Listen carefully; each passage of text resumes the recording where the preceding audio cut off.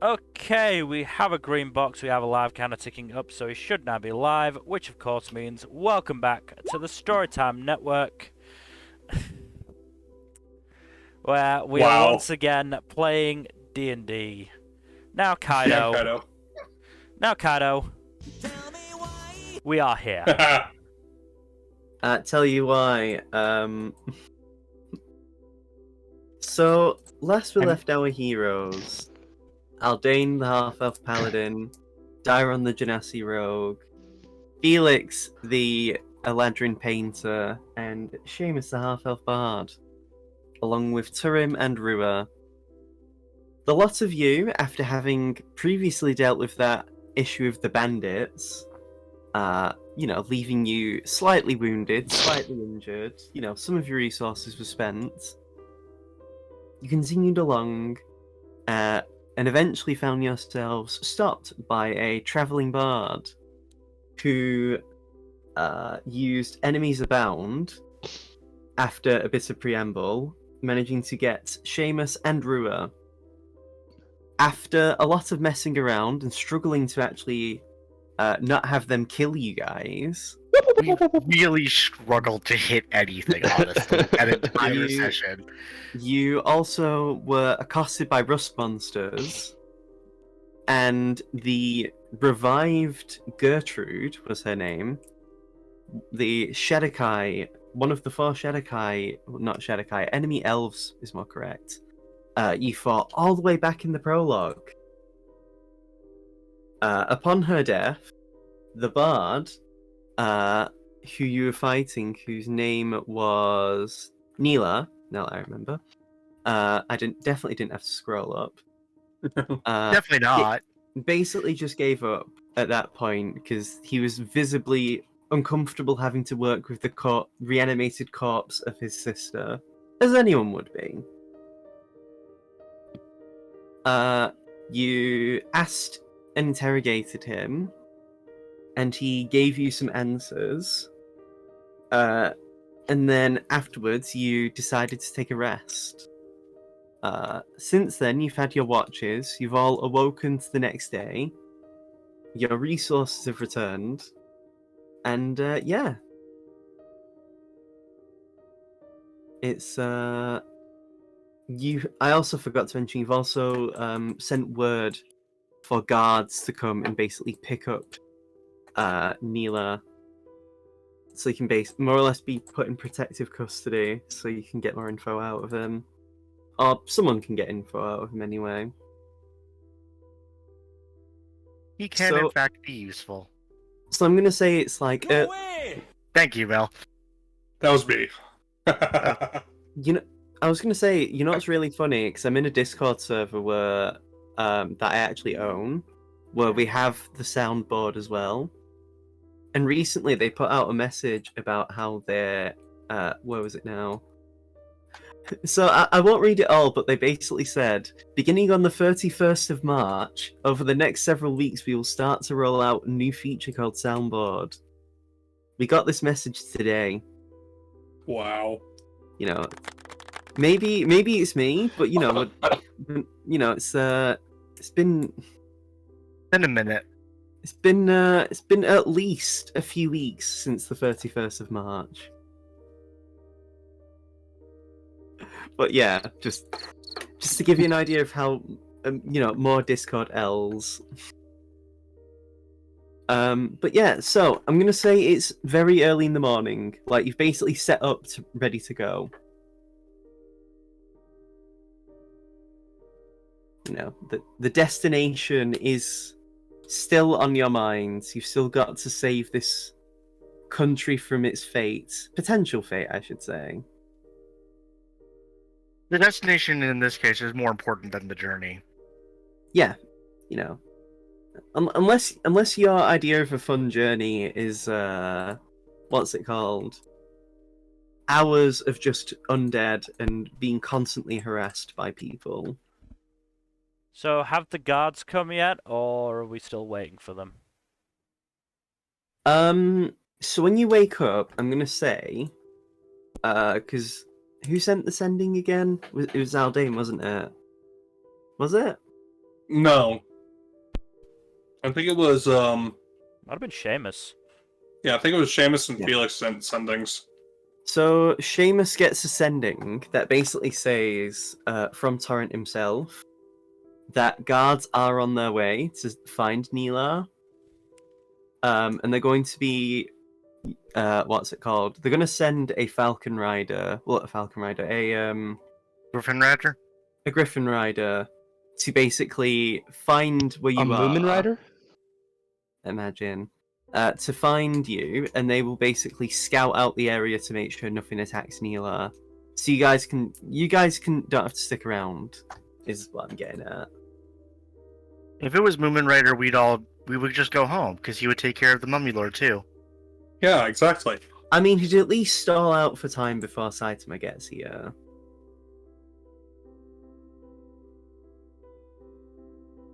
But unfortunately, the cyclist for justice isn't here. And can you really cycle through sand? I mean, come on. I mean, he can.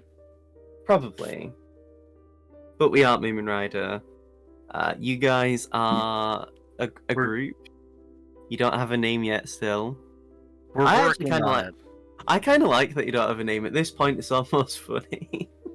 We will come up with one the next time we have downtime. I'm guaranteeing it. Felix will force the po- issue. Oh no, the cops are here. They're coming for us because we don't have a name. I didn't do it, I swear. So, it's actually been a lot of emergency vehicles today. It's like the third one I've seen. It's all those anti-monarchists in your neighborhood, Cardo. I don't know. My part of the country is really weird because on one hand you've got people who are kind of pro-labor, but you've also got people who like love. What's the names? The You had the monarchy? royal wedding. William and Kate. Yeah, you have people who love William and Kate but don't like Harry and Meghan, and it's like, I wonder why. yeah, because they believe it's Oh, this cold is so bad, guys. I'm so sorry. it's people who just sort of believe anything they're told and that kind of fun stupidity. But anyway,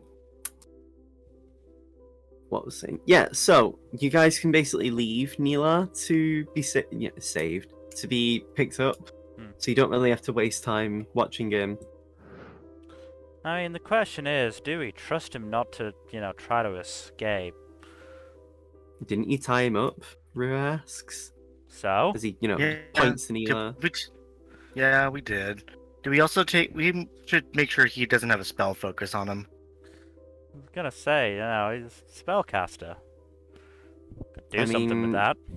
Did you guys not take his instruments off him while I was We dealing with did. the corpses? We did, I'm pretty sure. We did. Then why are you worried? Unless he can play pan flutes out of his anus, I don't think he's going to be an issue.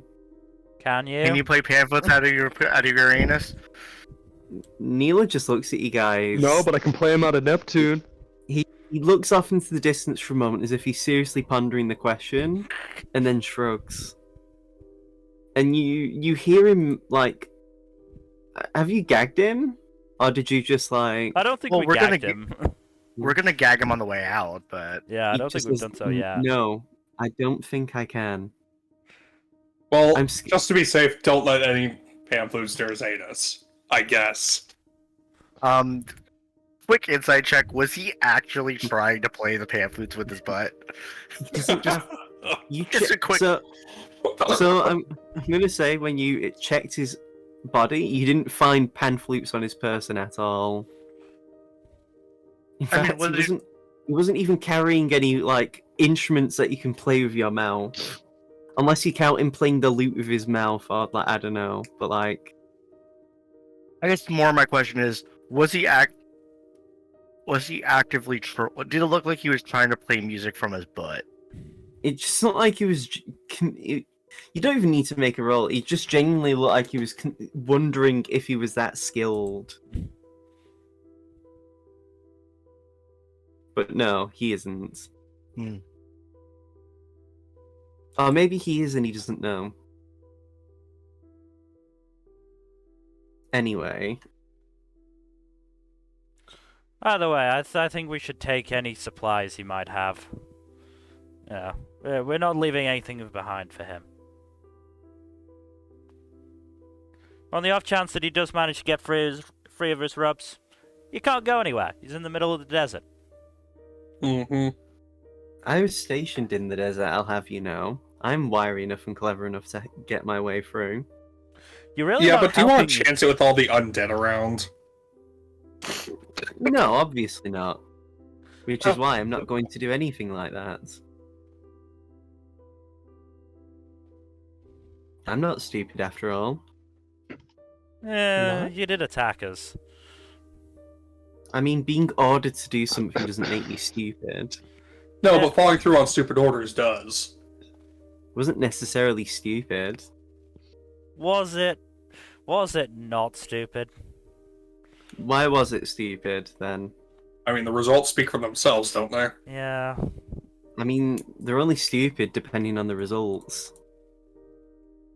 And what You did never the know when you're results... being given you never know when you're being given orders if something's going to be stupid or not, right? But you can make a guess given, what's happened in previous encounters. I mean, before then, he gestures over to where his now buried sister is. Before then, she wasn't inhumanly muscular and, tempered with. Not only that, but none of you have dealt with rust monsters from the look of your response, or enemies abound, so. Yeah, for some reason, none of our previous enemies have been smart enough to try it on us. Some people just think different spells are more useful. The only reason I do it is because when I have attacked people and raided them, I usually just have them fight each other.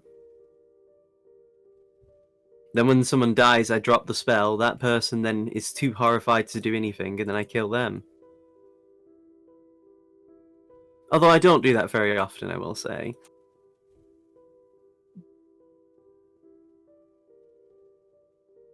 It just looks really awkward now after saying that. Like he's like, probably shouldn't have said that. Yeah, probably not. I think we should take his shoes. Why my shoes? Make it even harder to walk away. Also, justice. For what? I didn't ruin your shoes.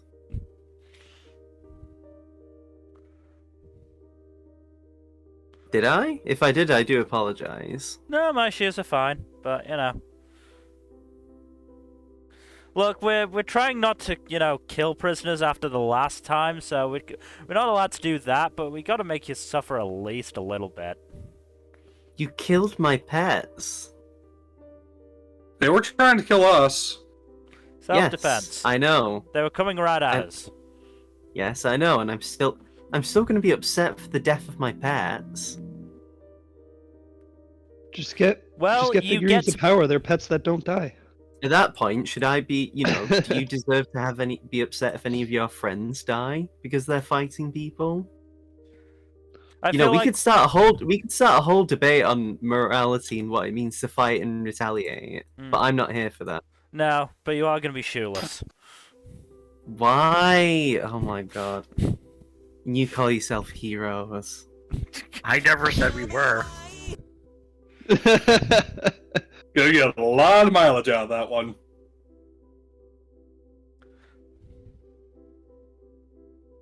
So as you take his shoes off, he has socks. We're taking the socks as well. No! No, Please. no, leave the socks. It'll be more awkward to walk through the desert with socks. Darren, what do you think? Poke a hole on them. I think that's a bit petty, isn't it?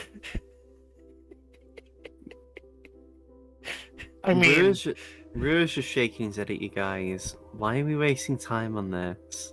because it's funny and we're laughing to cope with the sorrows. Ha ha ha! Fake laugh to hide real pain. Okay. I said it's a measure of justice. But yeah, so I'm gonna cut a small hole in both socks with my dagger. You, I'd stop this. But I don't really think I can. I mean, you can. You are physically stronger than everyone here, I mean, apart from Rua. it's not like I'm True. causing him actual pain. This is just going to be an inconvenience, if nothing else. That is Ah, also yeah. true. Stealing their shoes and ruining their socks, just an inconvenience. Don't worry, we'll give you your shoes to the guards. They can give them back to you when you're released on quote unquote good behavior. As you're sort of dicking around, in the distance you hear the actual cry of an eagle, of a griffin. And as you look overhead, you do see a griffin rider sort of circling the perimeter. And you see them waving in your general direction. Cool, your ride's here.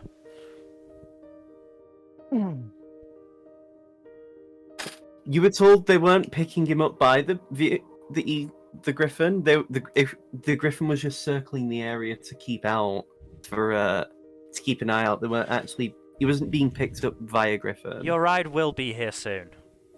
Yeah, there we go. So, I think it's about time for us to take our leave then. Let's wait until we actually have the ride in sight, just to be on the safe side. Yeah, we got time pressure. It'll be fine. We can't really afford to waste time on this one person when several other people will die if we don't get there in time. Exactly. Yeah, we should. That's fair. The guards here. We'll make sure that they're good and ready, and then we'll head out. Fair enough. Toodles. So,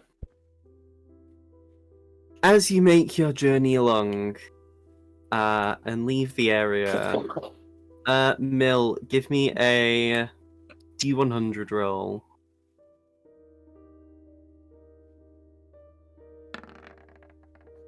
$78. Oh. Okay. Oh no. No, it's just... Alright then.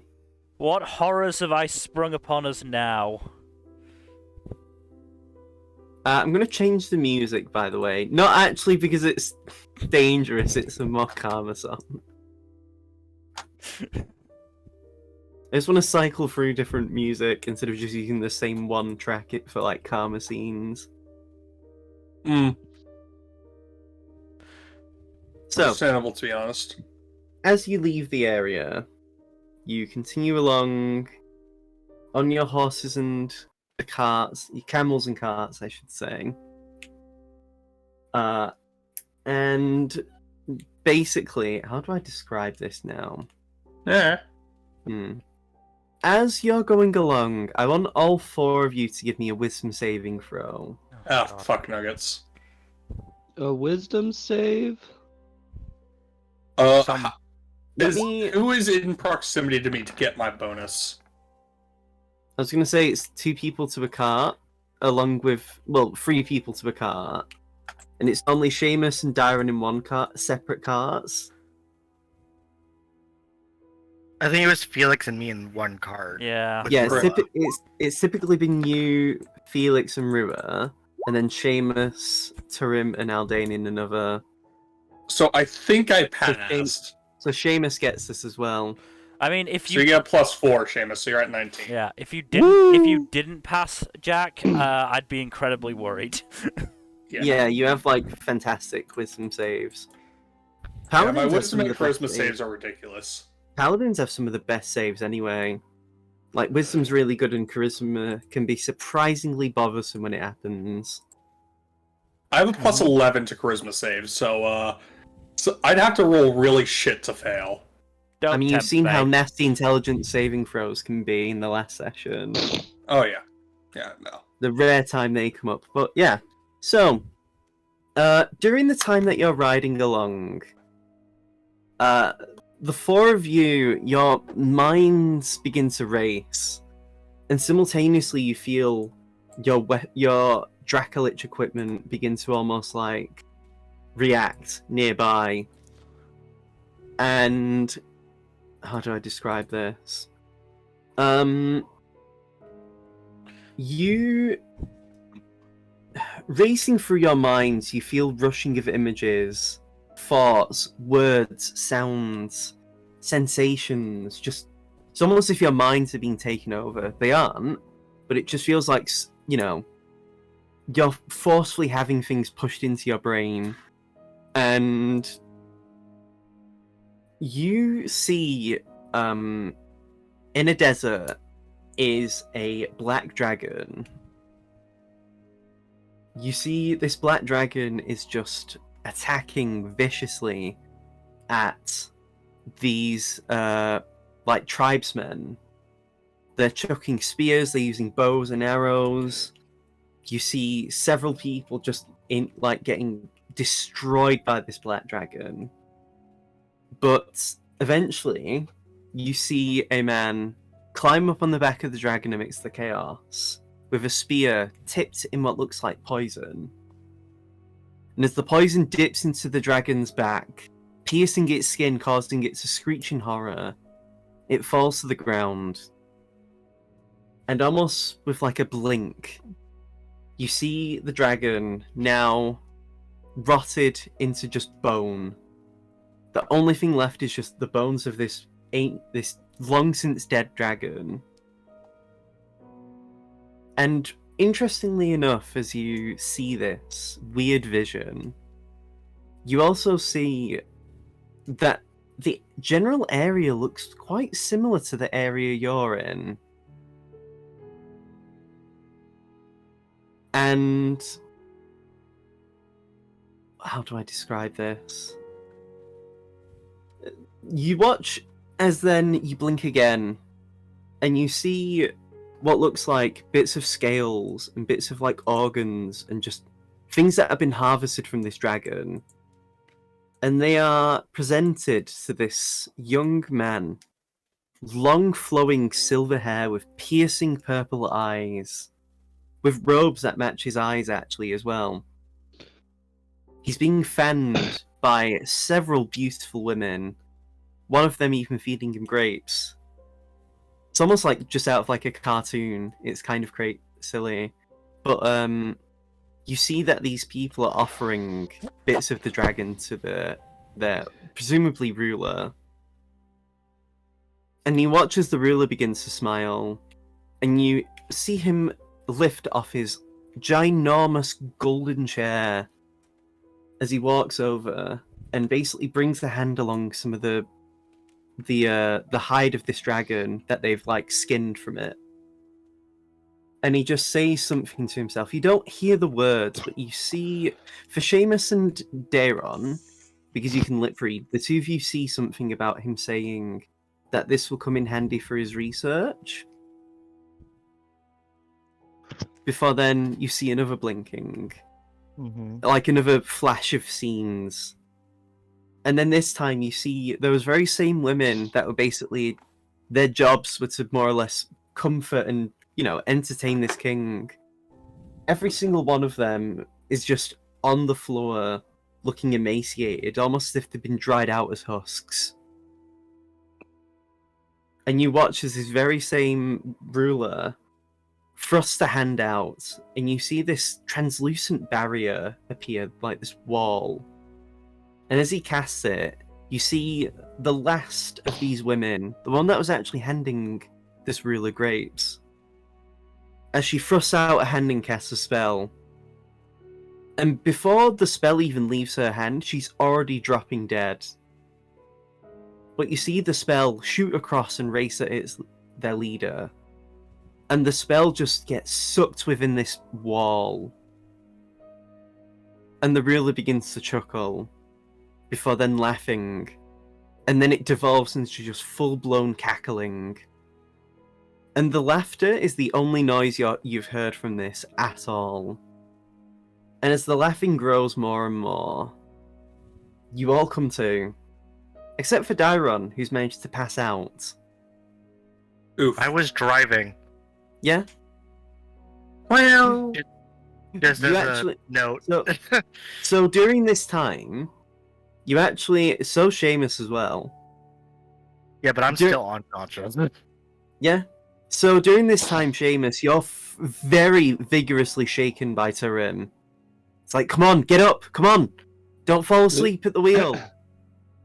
And you like, you find yourself adjusting, but for Dairon, Felix, you actually watch as like vaults over and like rips off the reins from Dairon and like starts to bring the camels to a halt, which is why he's going to try a hasty animal handling check.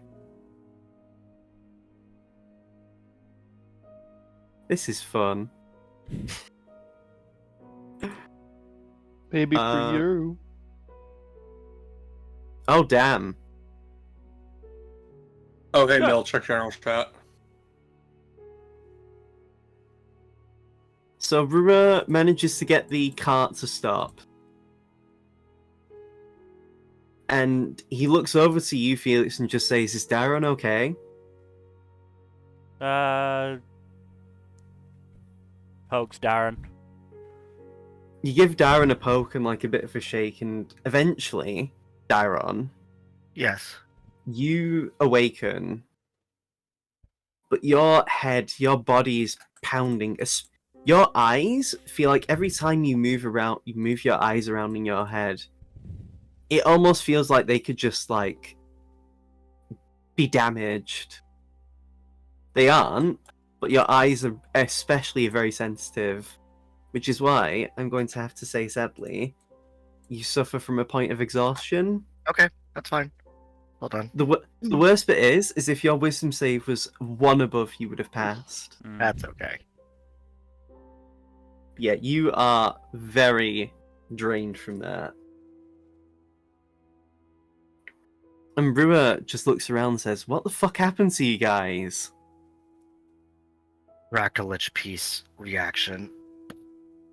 Oh. I see. Did you see anything of importance or of note?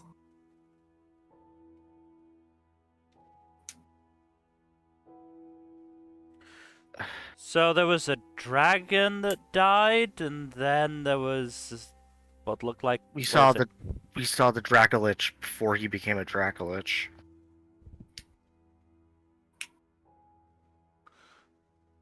it? Is that all? What? Well, Not me as the GM who is asking that. Yeah. We saw a black dragon. It got poisoned. It died. It decayed.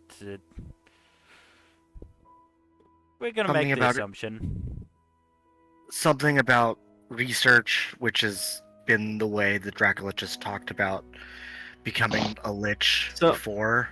So I will say the men that you saw in the dream didn't look like what you've seen previously of depictions of the men the dragon who does become a Dracolich. Okay, so that's okay. This is a separate. Sorry for the confusion, but yeah, these are 2 separate people. I think The we also mummy- might have seen the mummy lord. It's probably memories. Memories. But at the same time, this usually doesn't happen until we get closer. That's a little Mm-hmm. concerning. The fact that they're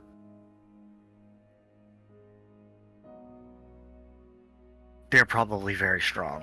Mm.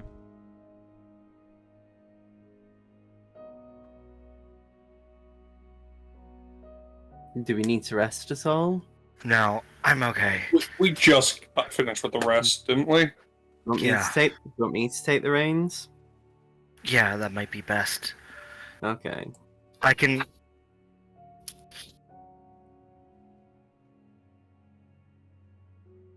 Just sit in the back if you need to, Dairon. So, you continue along, and as Darren you says, I think like going forward, I will just try to help Rua, but not drive. yeah, as you're continuing along your merry way, the lot of you, again, like I said before, you start to recognize these surroundings, and you see what looks like roughly in the area where this dragon was probably attacked. Or maybe it did the attacking, you don't know. But how do I describe this now? In the far distance, is it Darren and Seamus, you both have really high passive perception, right? Yeah, you do. So just checking. So, yeah, as you're looking around, the two of you very faintly begin to hear the sounds of screeching and screaming coming from the north. That's not ominous at all.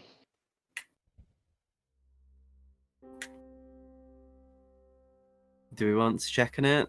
There could be innocent people out here. If not, we could always run back. As well. We probably should I'm check going on to- it.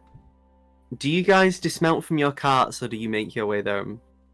Or do you take the carts with you? I'm gonna say we take the carts with us, right? No, maybe. I mean, it's a double-edged blade. Either we take them with us and we put the camels in danger, or we leave them here undefended. I say we take them with us, because at least we're able to defend them then. Okay. So, I'm gonna say, let me just check something as well.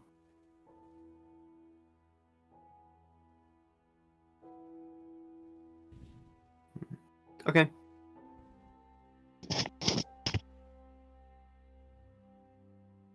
So as you're moving along, you're taking the carts up north, you do see that the camels are looking a bit worried.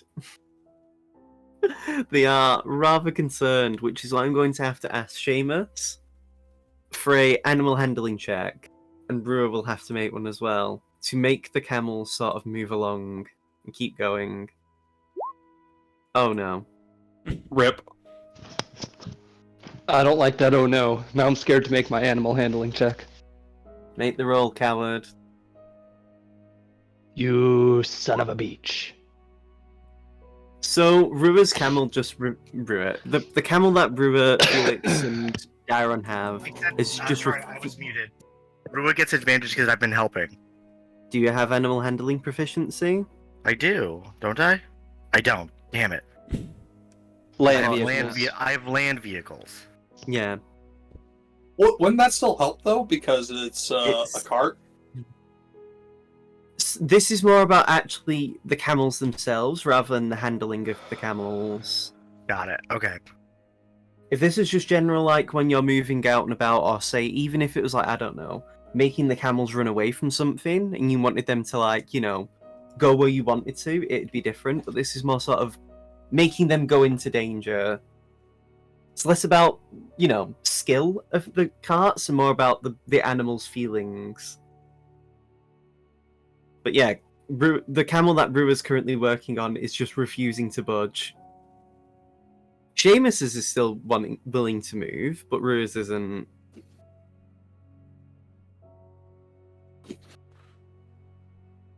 What do we do now, guys? Yeah. I mean, I somewhat hate to say it, but do we split up, or do we just leave the I'm the camels there? fastest of us all, so if you want, I could stay here, look after them, and if you need me, I can rush over. How far away are we? So give me all of you perception checks. Alright. Boy, oh boy. That'll actually make this easier. I believe I get disadvantage? This is Yes. ability check. Hey, yo, Felix, calm down, mate. I got shit. So 10.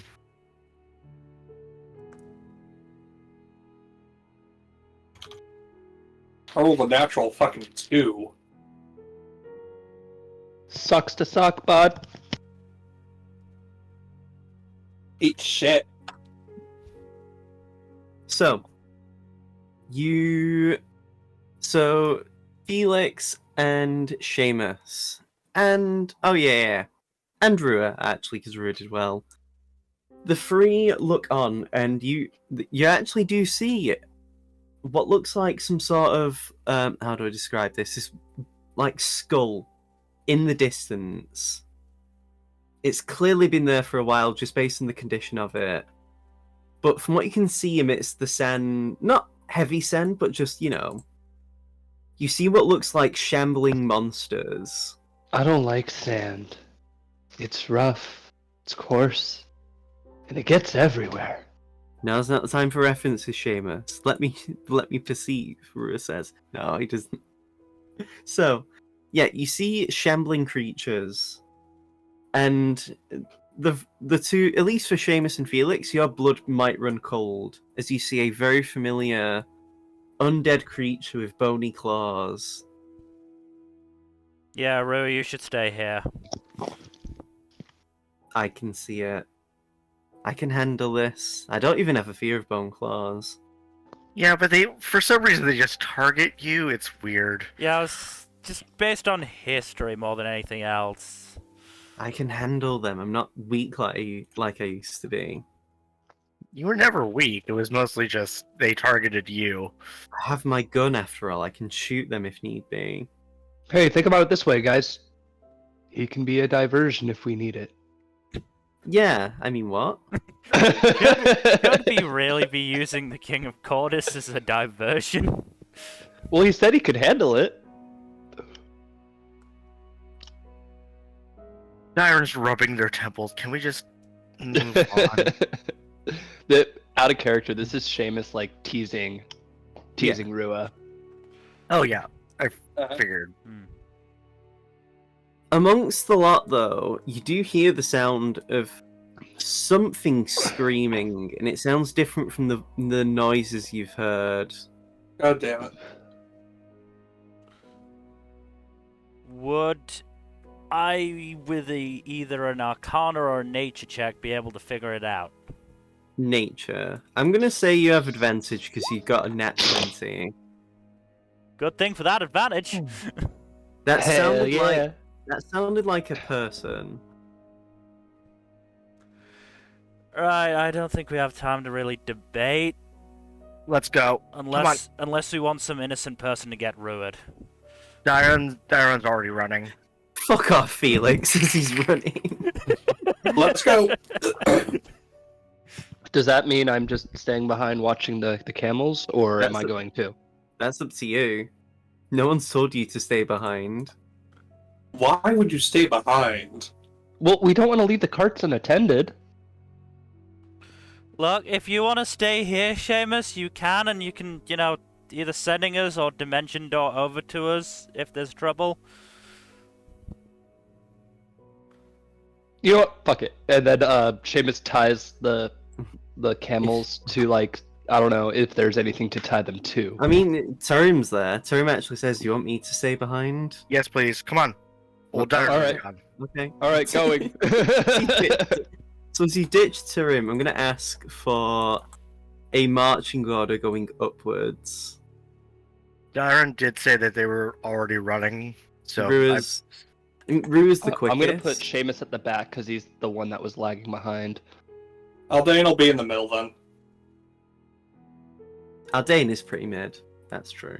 Oh wait, hold on. Wow. I mean, just based on, Aldane having to run in heavy armor, they should Or actually, probably be Dyron would be in relatively far front, or back. would Rua be in front? D&D's a weird game because, like, it picks and chooses how realistic it wants to be. Do you want to do a long jump? Well, here's all this complicated shit. Do you want to run in heavy armor? Oh, your stats are good. Have no problems. I'm I just guess they're gonna- working on the assumption that they would They're very be strong. used to running in heavy armor. But at the same time, it's also in sand. Rua It's coarse and rough and irritating. It's everywhere. What's that again? Rua is technically faster than Dyron. Rua's just consistently faster because he's got he's got 50 movement speed without dashing. Right. So- Dyron only has 35. So do you want to Yeah. move? So- Do you want to move Rua up one, and then Darren can slot in between me and Rua? Dyron should be second in the line if we're going single file. Like this. Yeah. It doesn't have to be a single file marching order, but that's up to Oh, you guys. should we go twos and then I'm just the odd man out at the end?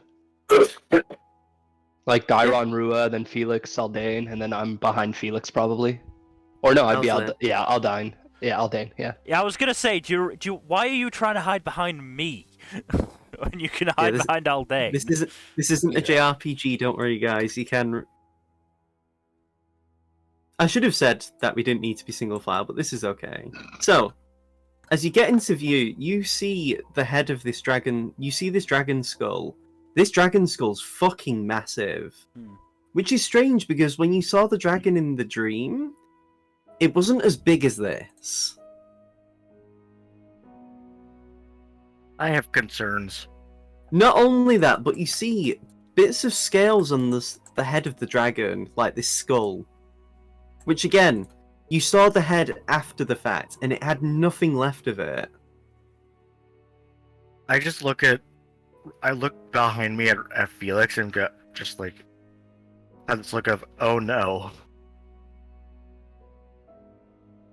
And that's when you see several mummies.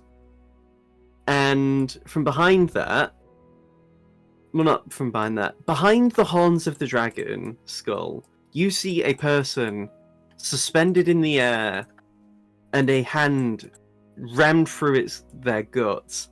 Oh no, they Damn got ruined. Fuck off, Felix. And this is the map. I'm the map, I'm the map, I'm the map, I'm the I don't remember why I did this white line at the bottom. This like white thing. I think it was for that was it. It's because I wanted to copy for the sake of turn tracking.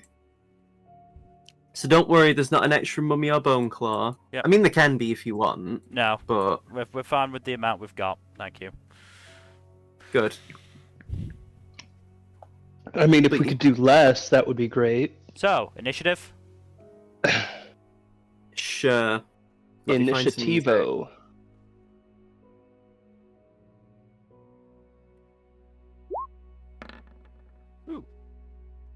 Very good. Not horrible. Hmm.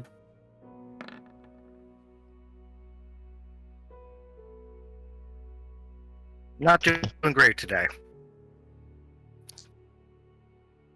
Ego mill.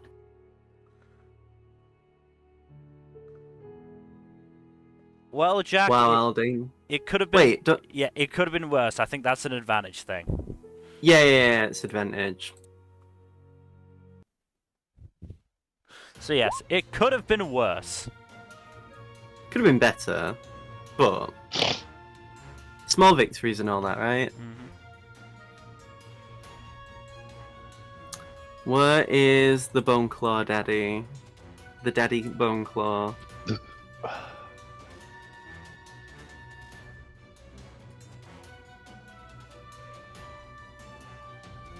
Wow, the mummies are not ready.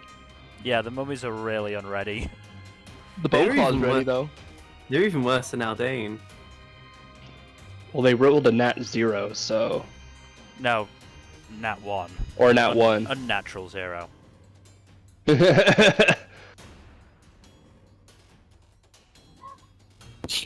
They have a negative modifier like me, so of course they rolled 0. So,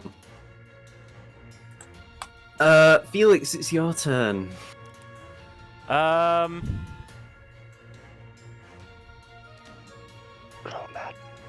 I remember enemies. Chromatic orb. Chromatic orb. Chromatic orb. Definitely not chromatic orb. You don't get to influence my spells until I can influence your spells. Felix is pondering his chromatic orb. I'm not Seamus, I'm your intrusive thoughts.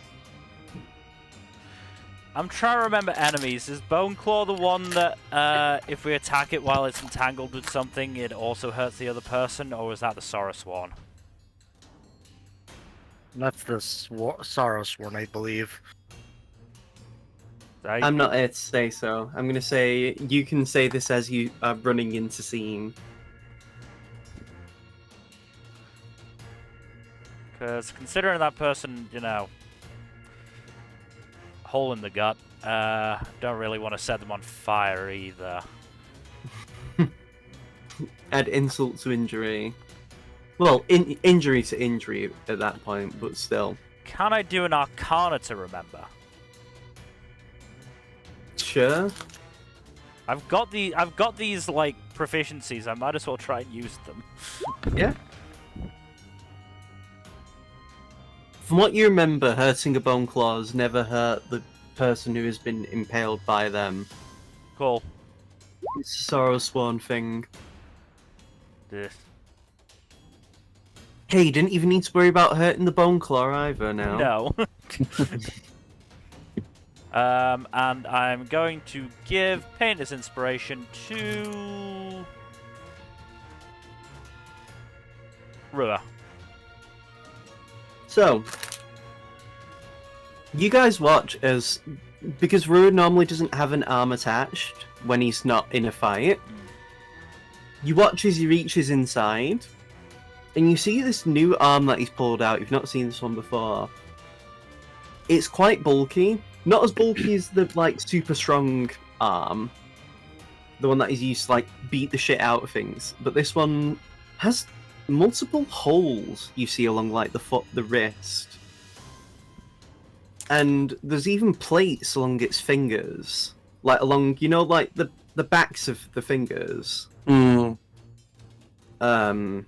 It's hard to tell whether it's armor, because, I mean, these are mechanical hands to begin with. They don't really need armor when they're already... You know, you get the point.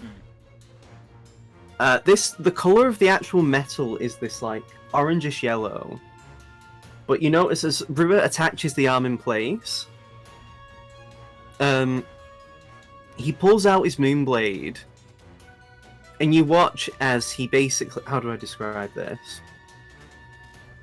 As he's holding the Moonblades downwards, the plates on his hands begin to lift up, like along his fingers begin to lift up, and you see black liquid drip from his fingers onto his Moonblade, coating it in this black liquid.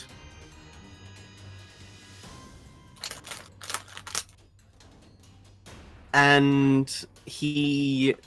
Where does his movement take him? Okay. And as Rua does that, he's going to move over this way.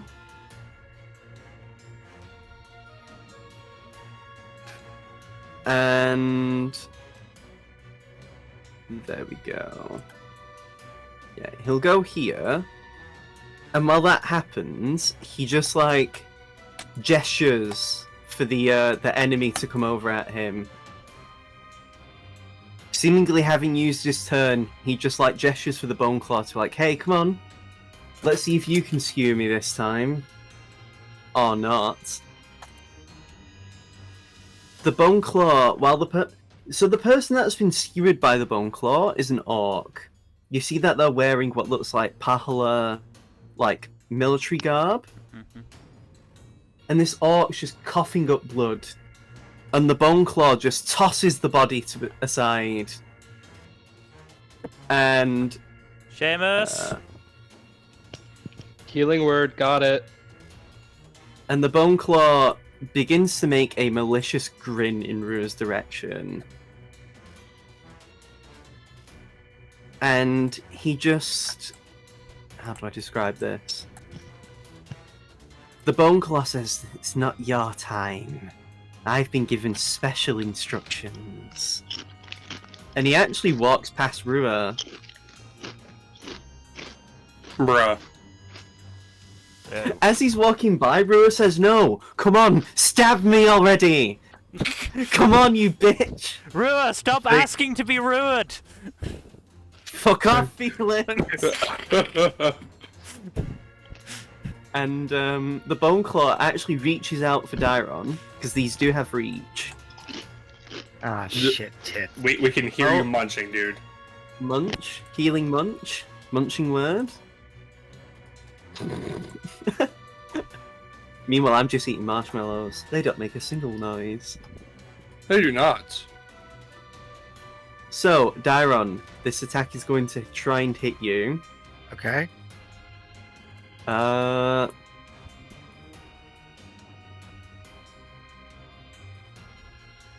is a modified 19. That hits.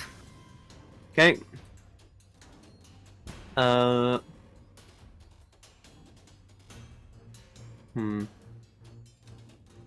Oh, I did the wrong roll. I did 2d20 by accident in damage. I was like, why is this doing 27 damage? Yeah, please don't kill me. This is 13 points of damage. Okay. How long can he dodge that? Very nice. As you are now grappled, your Get movement speed is now 0. 13, you said? 13 damage was the before any reductions. Wait, why is there a gap between Reach. iron and Reach. bone? Ah, It has 15-foot reach. Jesus. Yeah. So Darren is now gored by the fella. The fella. Oh no, the thing. Tyler got ruined! Just say Rua Again. scream. And as that happens, so I'm gonna say as Felix says, "Oh no, sorry, what was it?" As Felix says, "Don't get ruined," you just see Felix, the hand reaching out for you, as you might now get ruined. To be fair, I wasn't saying that this time. That is a.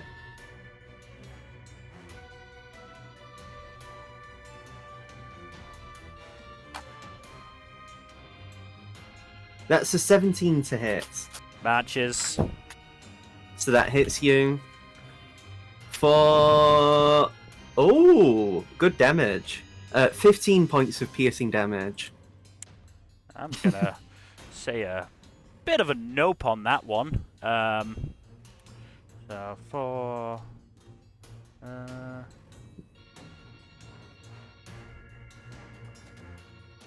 15, so 11. What do we want to bring that down to? 8. So I only take 8 damage. Okay. Dairon, this is your turn. So, I'm at 10 feet away. Mm-hmm. My speed is 0. But I still can't hit him with my my melee weapons, right? Unfortunately, no. Okay. Well, actually, wait, let me see the effect.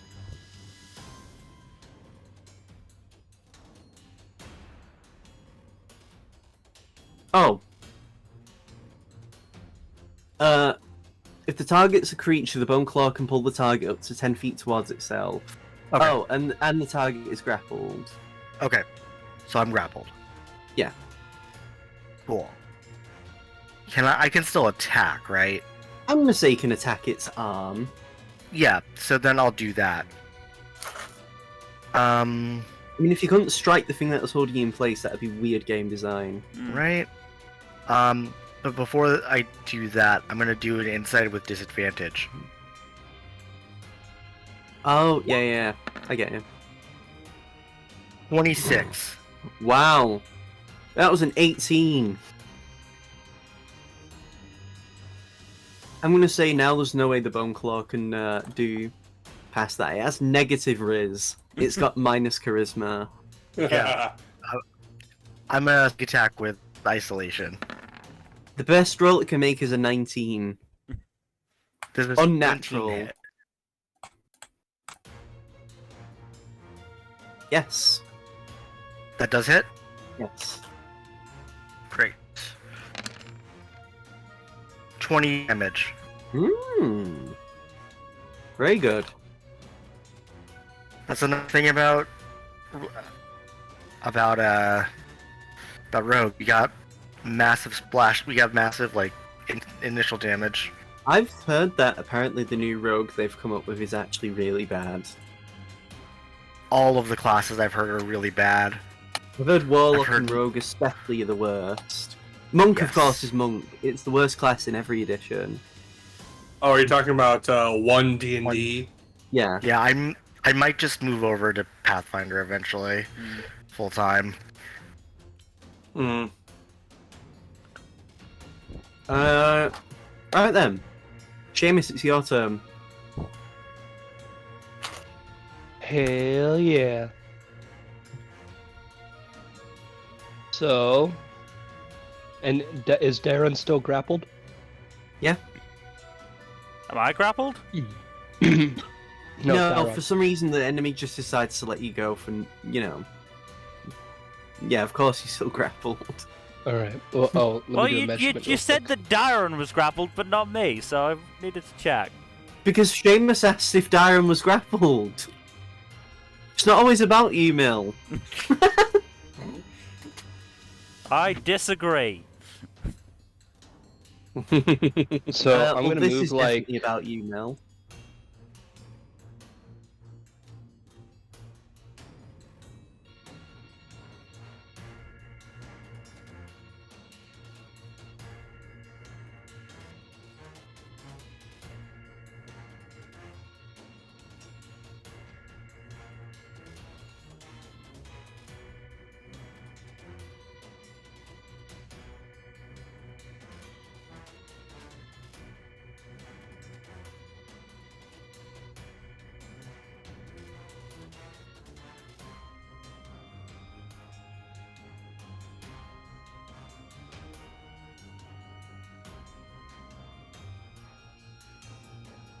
Seamus?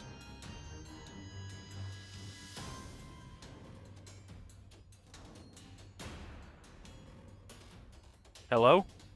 Oh, Here he is. Hello. what the hell happened? Oh, Hi. I don't know. Neither I do think there's I. just I connection issues. I, No, I I just disconnected you from the call. Oh, Yeah. I wasn't looking at worry. Discord, It's fine. so I just heard silence, and I was like, "Wait, shit, has something gone wrong? Oh no!" Hello, darkness, my old friends. Oh, Kaido, quick question out of character.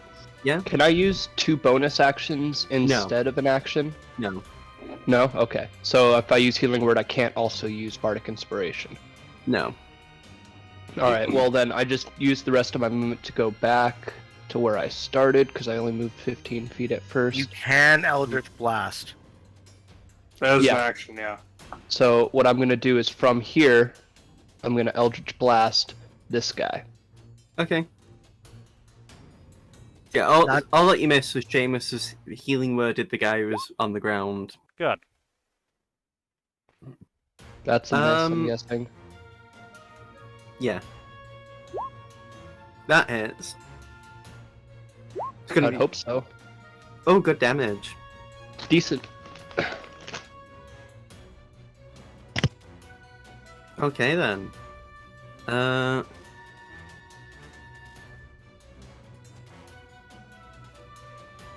Okay. So, Aldane, it's your turn now. So I'm gonna just do this, and this, and stabby stab. Okay. Does that hit? Yes. Excellent. Now, I forget, do bone claws count as undead? They are undead. Oh, so I can divine smite them. Excellent. I mean, you can do it anyway. It'll just do more damage, theoretically.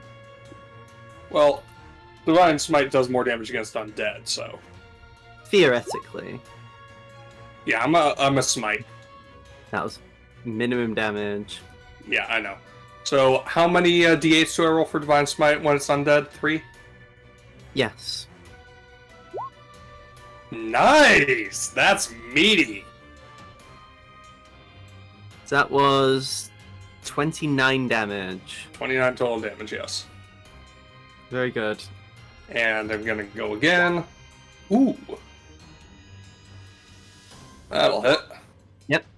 There's It bear does. damage. And I'm gonna do a divine smite again. Oh, very good. So that is 28 total damage. Damn, nice. And I'm gonna use my bonus action to restore one of my spell slots.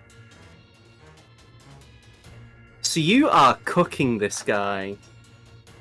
Yep. He is very injured, very fast. As he screeches in pain, and the mummies begin to move in. The mummies begin to shamble around.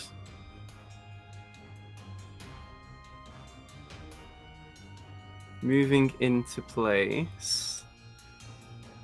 This one takes a swipe at you, Aldane.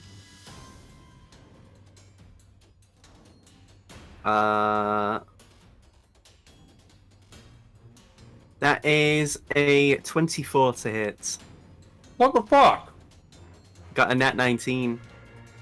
Yeah, that hits. Oh no, the high AC guy gets finally hit.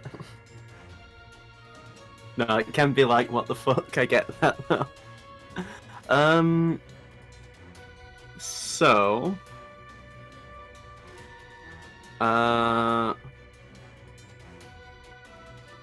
You take 9 points of damage, Mm-hmm. and I need you to roll me a Constitution saving throw. Thank God. You pass. You avoid the mummy rot for now. Mm-hmm. Felix. So how do I break this grapple?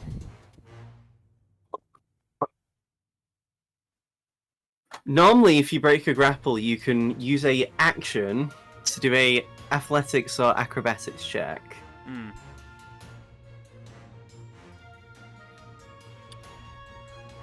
Unless you have some other means of getting out, which I know you do. I mean, yeah, I could Misty Step my way out, couldn't I? It's up to you. Yeah, I think I'm gonna Misty Step my way out of this.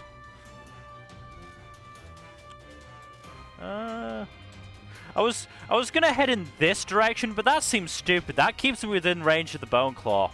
So I'm just gonna flee this soul direction. Yeah. You can either take your chance with only being grappled by the mummy, the bone claws, or you can take mummy rot. I think the mummy rot's a better idea. No backsies, by the way. Yeah, that's fine. So that was bonus action spell, so I can do an action spell, right? You can do a cantrip. Cantrip spell, yeah. Thankfully, Fireball is such a cantrip. Oh shit. Gonna hit that one. Hits. 11. For... No, it's double. Yep, 22. Dead. Cool. Good use of your damage. Mm-hmm. Solves one problem. So Rua runs in, flanking with the mummy, and you watch as he swings his sword in a wide arc. His sword, now wreathed in this black liquid, catches along the bone, and immediately the sword is ignited on fire. Not only is it doing that, but the blade itself, the arm itself, you see jets of fire basically force Rua along, making him swing harder and faster. Harder, better, faster, stronger. Indeed. Let me... Oh, fuck's sake. This particular attack has been fucked up as well by Roll20. You love to see it. Mm. You notice, though, as he's doing so, he is having to two-hand this.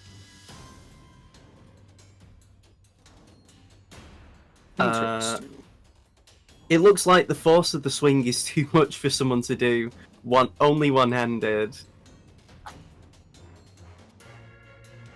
Oh, that was a misclick. I didn't even mean to do that, but thank you, game. God, I love this game. I love it when you do custom things and it keeps removing the custom things you add. Sucks, doesn't it? Yeah? Let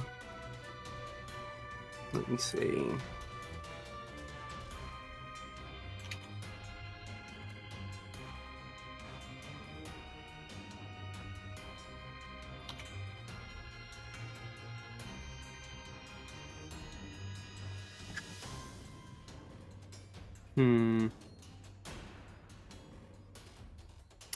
Where was it now? Sorry about this. Here we go. So.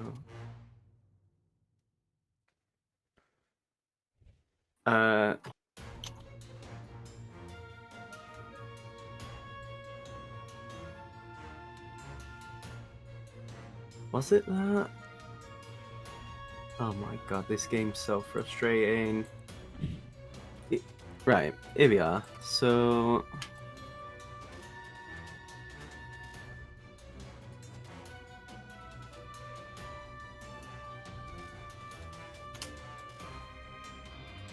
Go. Is this correct? There we are. Hey, exact same damage roll as well. Attack roll, I should say.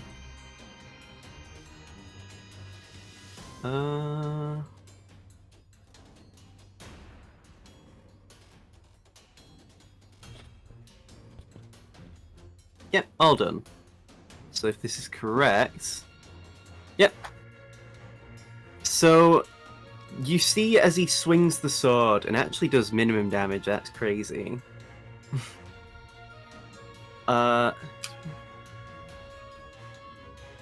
Wait.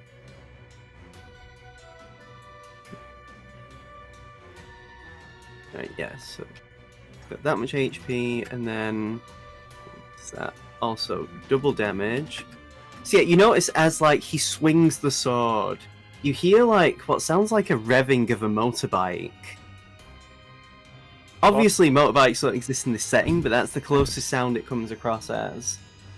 As the arm revs up and just has Rua does, like, a really powerful swing of the sword, cutting through the mummy, for him to then bring his sword up and go for a second attack. Thank God with advantage.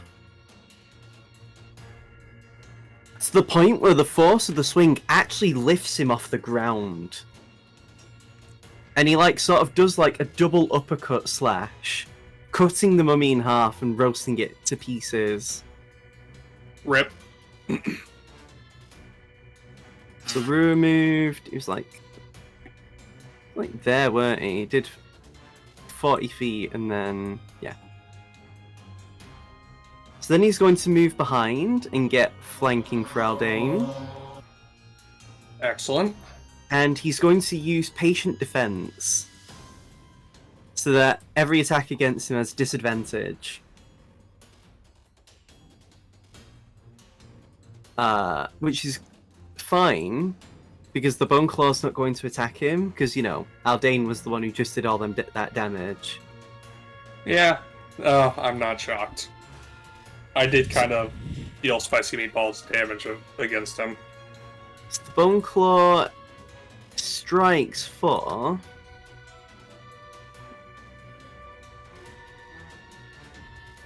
23 to hit. That'll hit. Even if I had Shield of Faith up, that would have hit. It's unfortunate. As Aldane takes...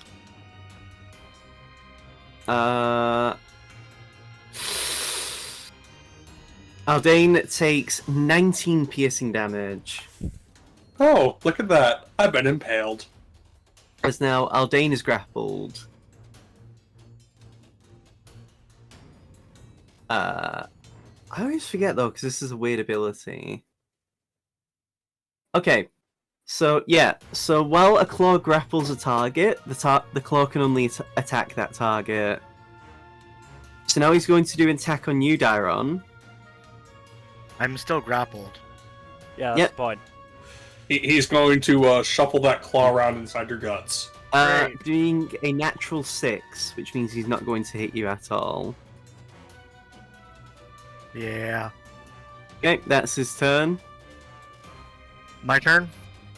No, we're skipping your turn actually. Okay. You don't get to play today, I'm sorry.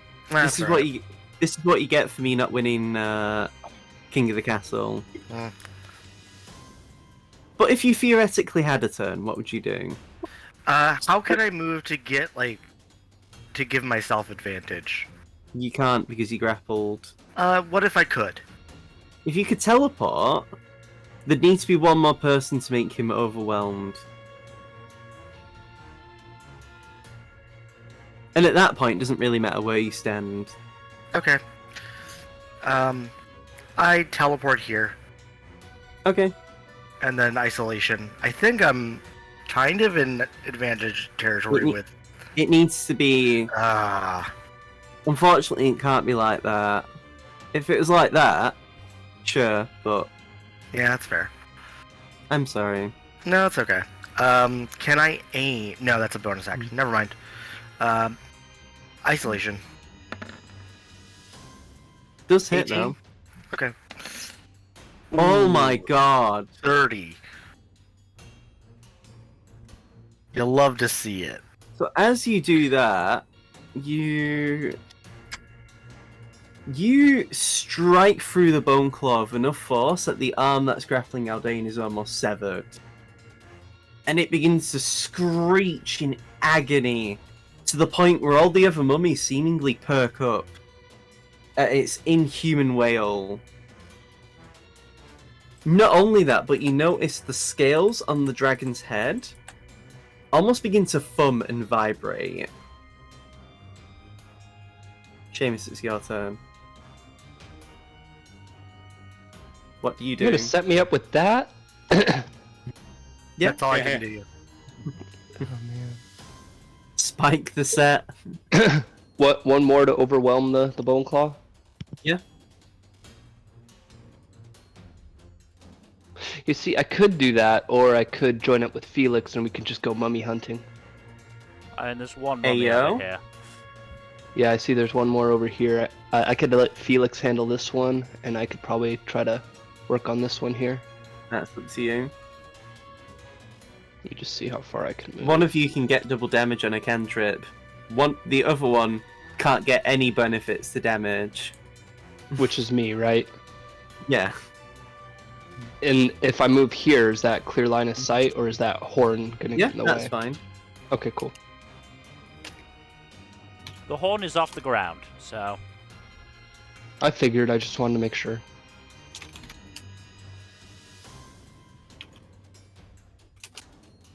Alright, now I'm fire my laser. Actually, wait, let's see, let's get creative here.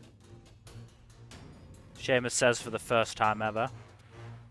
I know, right? I'm getting tired of just firing Eldritch Blast at everything. Oh, you're getting Oh, tired. it finally happened. Okay. The thing is, if you're playing Warlock, it'd probably be so much different because you can customize your Eldritch Blast. But no, he has basic ass Eldritch Blast. Which, while, Yeah. you know, half decent, should not be your every turn. Someone's still a bit resentful. Yeah, just a little bit. Well, you know, against enemies like these, I can't really use stuff like Hideous Laughter, and I'm not close enough to use Thunderwave. To be fair, bards aren't really meant to be DPS. There's only a few bard subclasses that are. They're meant to be more of a supporter. Mm-hmm. Well, Alright, I'm a blast him.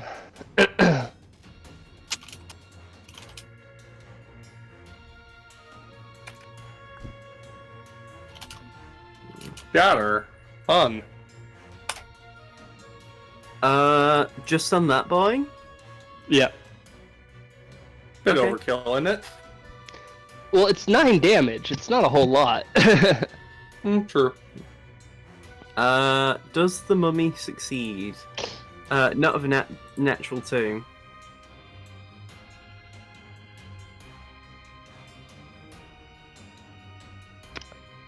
Yep. That mummy groans in pain as you do a sonic blast of air. Yep. And then I'm gonna use Bardic Inspiration on Daron. Okay. Darren, you are now bardically inspired, as this is now Aldane's turn. Alright. First thing I'm gonna do is I'm going to cast Shield of Faith with a bonus action. Okay. Aldane is sick and tired of getting hit. After it happening twice. I'm not gonna give it to myself. I don't need it. Who has the lowest AC again of the group? Me. Again, And though, Seamus, you're out of range. You I don't was gonna need it. say, Seamus is in probably the least danger right now. That's why I What's- wasn't. what's Rua's AC? Actually, you know what? Screw it. I'll just give it to Dairon. I was gonna say Rua's 18. Yeah, Dairon, you have Shield of Faith now. Okay. Shield of Faith and Bardic Inspiration. Dairon's about to pop off on this next turn. Maybe. Misses. Stabby. I have Hits. advantage, so that hits. Divine Smite. At level 2. Yo. So that is 4d8.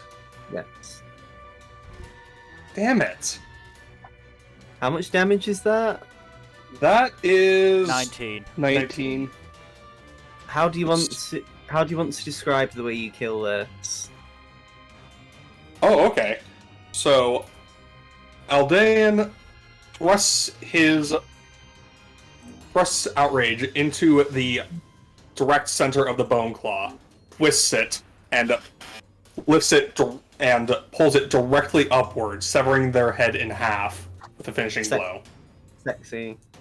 And Bone Claw- as the blade passes through the Bone Claw's head, the smite goes off, exploding the head. Beautiful. Bone Claw falls before disintegrating into nothingness as you find yourself dropping onto the ground, but the mummies are still approaching. How much They are movement not do I done. have? All of your movement, Alright, let's see and if you I still can... have damage you could do.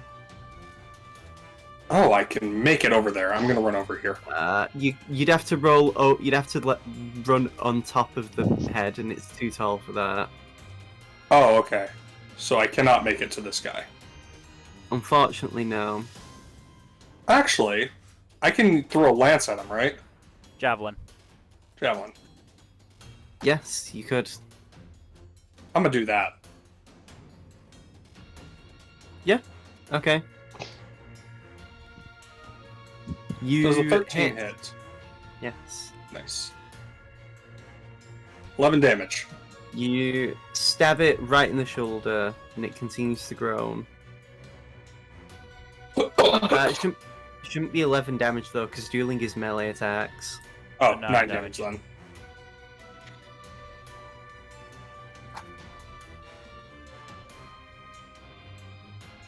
I'm gonna look at the sheet on that Yeah. real quick. Get that fixed up. So yeah, that is 9 damage. Still good though. Yep. That mummy is looking very injured. Speaking of mummies, Their turn. this one runs over to you, makes an attack.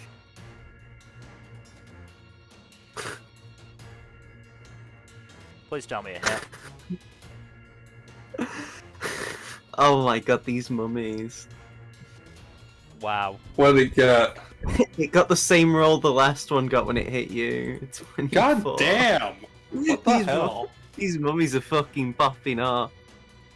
That is, just like last time, 6 damage. God. This is a recursion. Can't save.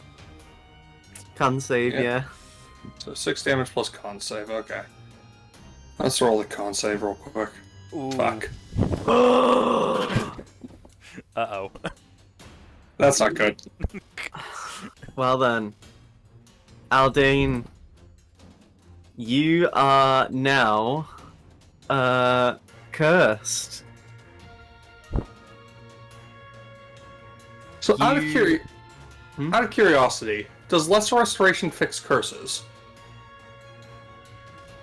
This specifically says the curse lasts unless removed by remove curse. Or let me check. Lesser restoration only works on blind, deafened, paralyzed, or poison, not curse. Damn it. Rated Restoration is the one you want. And I don't have that. Nope. Yeah, remove curse spell or other magic that are 4 curses. What about Dispel Magic? No. No, because that's not a persistent magical effect. So Yeah, you can't regain HP, and your hit point max decreases by 10 for every 24 hours that relapse. Not 10, sorry, 3d6. It's because it shows the average. Yeah, for every 24 hours. If you're reduced to 0, you die, and your body is reduced to dust. Well then. Anyway, One of us was That's why I gonna. don't get into close combat with a mummy. Yeah, one of us was gonna get hit by that mummy's curse eventually. you've been rolling the dice every single time. Yeah. Mummies are fucking nasty. Does anyone have greater restoration? It- Or remove curse? No. Turrim might, but that's a question to ask Turrim when we get back to him. Back to them. My brother in Christ. Oh no, I was gonna say my brother in Christ, you could have greater restoration, but you can't yet, it's too high level. No, I can only have lesser restoration, but I don't have it. What level is remove curse? Third. He can have remove curse. He could. but I does he? could with the magical secrets, but that's it. That's on a I level, don't think though. it's a bard skill. With magical secrets there is, because magical secrets lets you get any spell. Well, yeah, but I can only use that on, I think, 2 spells. I Yeah. can only have 2 spells that aren't bard class or something like that. Anyway, so the mummy walks over and does nothing because it can't reach you. Greater restoration is a 5th level spell, which I wouldn't get until level 15. Felix. So, just as an Or aside, 17 rather. just as an aside, I wouldn't be able to remove your curse. I would be able to give you another curse, maybe, because I have bestow curse on my spell Two list. curses do balance each other out. They don't Does. really, but it neither did. Now that the Bone Claw is dead, I'm just gonna skedaddle my way back 30 feet. So 1, 2, 3, 4, 6. And another fireball.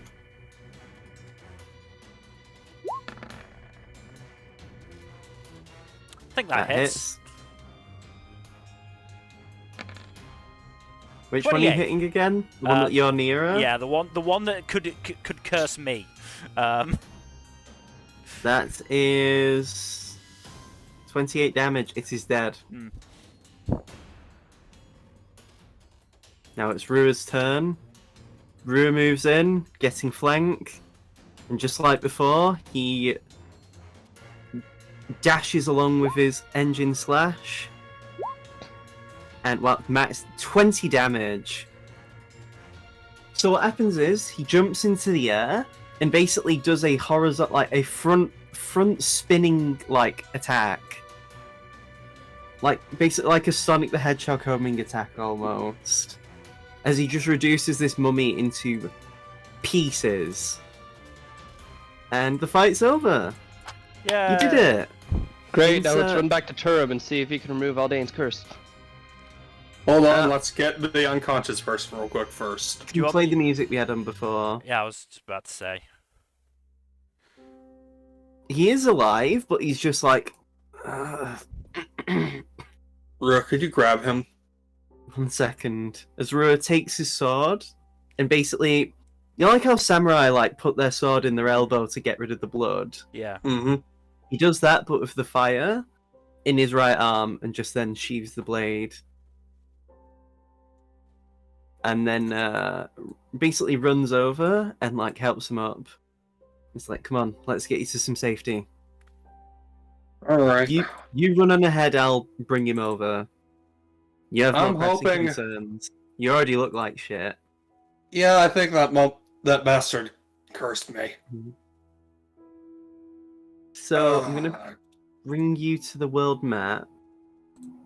As the rest of you see Aldane, he already looks awful. Like his oh shit. Shame Oriana isn't here. I'm sure seeing her would just perk him right up. I don't think curses work that way. And he could perk something up. True that's Love's Kiss sure. can't break a curse? Depends on the curse. I don't think this curse works by those rules. You can already see, like, you can see the veins around Aldane's eyes already beginning to go darker, and he looks fucking like again. He looks awful. He's not having a good time. I am straight up not having a good time right now, bro. In a nutshell. Go Yeah. through, Bessie. Oh god. You'll live. Rua says from behind Yeah, as he's like slowly. for approximately 3 to 4 days. Depends on how quickly I can get this curse broken. As you get back, you see Turrim is sort of like at the front of one of the carts reading a book. Oh, good. Hey, Nothing Turrim. happened. At least nothing happened while we were gone. You see several charred corpses of mummies. Something happened while we were gone. Spoke Great. too soon. There, Dara. Just a Turrim, little too You wouldn't soon. happen to have the ability to remove curses, would you? Turrim just closes the book, puts it inside their cloak, looks at you, and just says, "I'm sorry, but I don't have that spell." Fuck. Who would have guessed our first trip to the underworld would be for Aldane? Many people probably could have guessed that. He doesn't have the spell, but I do. And you hear another voice. And from the carts, you see a very familiar golden elf. Oryx. Ah, Oryx, you are a lifesaver. Quite literally. No problem at all, my friend. Let me see. As Oryx stands before you, looks you up and down. You are definitely cursed. Alright then. And can you fix that, please? You watch as Oryx like shakes his hands, puts them together in a praying motion, and then puts one of his hands on the area where you were wounded, and you begin to throw up. He never put any pressure on the wound, he just touched it. But you find yourself throwing up, and you already see like black ichor escape your mouth.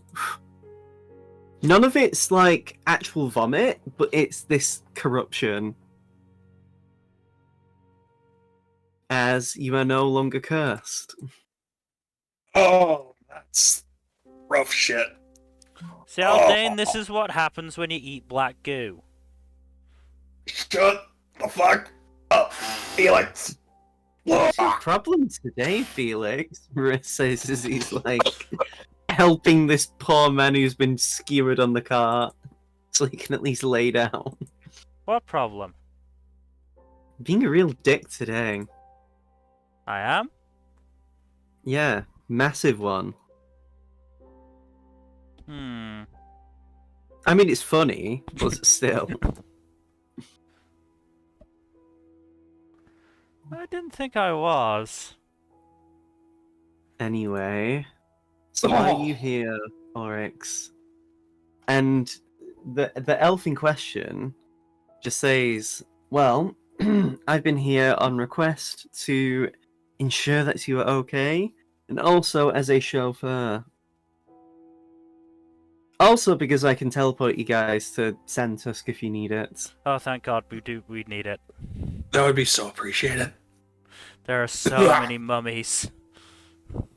I do Yes, not want to be cursed again. That was very not- unpleasant. And not the good kind, Oryx says. Oh, god damn it. Well, yeah, why would any of our mothers be here? I know. I mean, especially not mine, not after the matricide. What's a mother? Something you can eat. Cool. He's not wrong either. In Molly. Oh I my. mean, he's technically not wrong for himself. He didn't eat her though. Yeah, he thought about it. Nah, he'd have done everything but anything like that. He's the kind of person who'd put heads on pikes. Ah, As a good old message. Vlad. So, Oryx says, I will need you all to join hands with me if we are to teleport to your destination. All right. Dairon wears gloves before they touch Aldane. Aldane's already Wow. wearing gloves. Oh yeah, fair still. Rua does actually say, even with my robotic hand, I'm keeping a wide berth from you, mate. I just got cured. What the hell? Oryx even says, I'm also not going to be touching your hand. I'm not it. Thanks. I think. The civilian And and Seamus can do it. It's fine. Hey. So, as the lot of you join hands, Oryx begins to cast the spell, and you see a circle form beneath you guys. And in a flash of golden magic, you find yourselves in the middle of a council room. In fact, there's a big room clearly made for you guys to have teleported in. And beneath you, you see the sigil of magic that brought you already there has been carved into the ground. Think of like the Fullmetal Alchemist transmutation circles. It's similar to like that sort of design. And as you do that, Oryx then says, well then, there you go. I'm having a bit of a break. Thank As you. Oryx leaves the room, and you see a orc with sandy, like, yellow skin, very prominent tusks, and a very stern gaze. Sandtusk, I presume. Oh, what gave that away? I don't know. I think it was the sandy skin and the tusks. Educated guess. That is us with us orcs. We tend to go by line of sight names. And if we don't do that, we tend to use exclamations. My father was called Eek for the longest time before he had it legally changed. How is Brody doing? We should check in on him. Well, now that you're here, we can be debriefing you on the plans. Great. Can we also sit down? Would that be okay? He gestures over to the war table that has several chairs. Excellent. This You is should probably be a doing- good break point, honestly. We should be bringing in food and drink for you all. Dairon pulls a chair out for Aldane, just like, here you go, old man. Can it. Back in my day, we believed in honor and chivalry, says the paladin. So, Okay. as Can you we take a Can we take a break real quick? I was going to say, as you take a seat and get to enjoy, I'm going to say we're taking a break and you are going to be healed. Cool. Hooray! I need a drink anyway, so this is fine.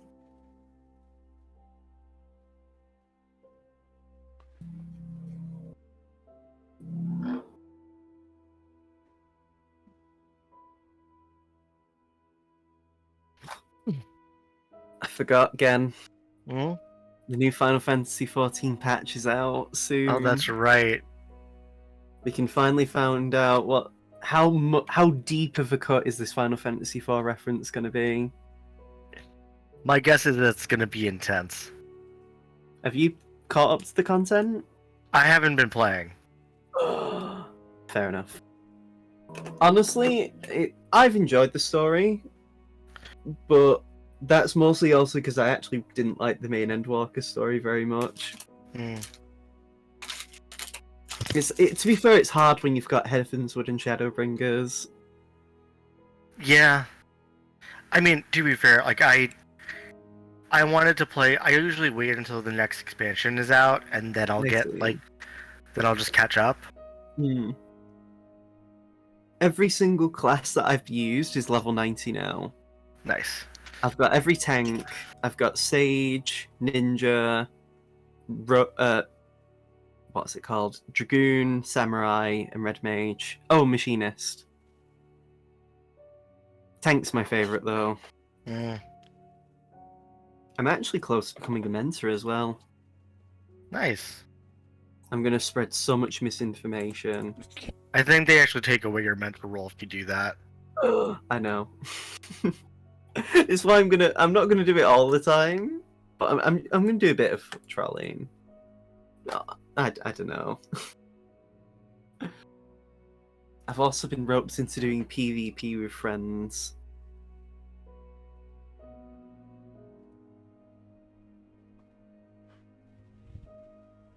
From what it looks like, though, this will probably be, if it's not the last expansion before if it's not the last patch story before expansion content gets added, this will probably be like the second to last patch. So they do. based on previous stuff, that is how it works. Yeah. Who knows? They might keep doing even more content, or they might stretch this story out even longer. I don't mind it. I'm actually having fun with this story.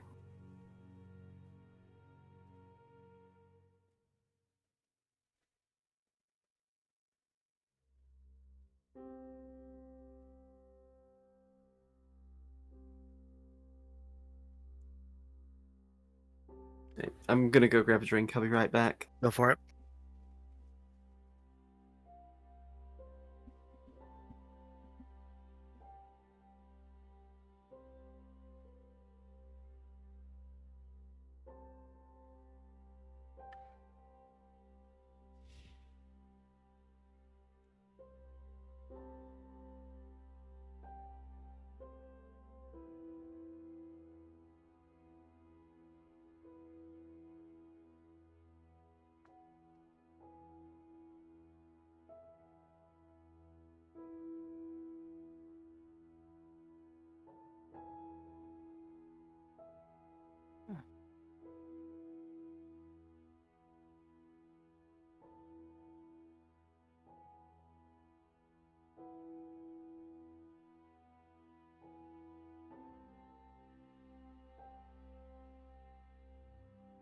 Okay.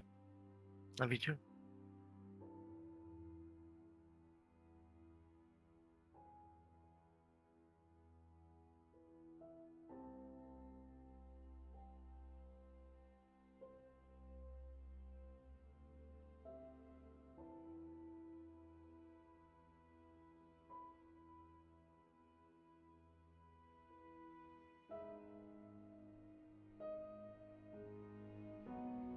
I'm returned.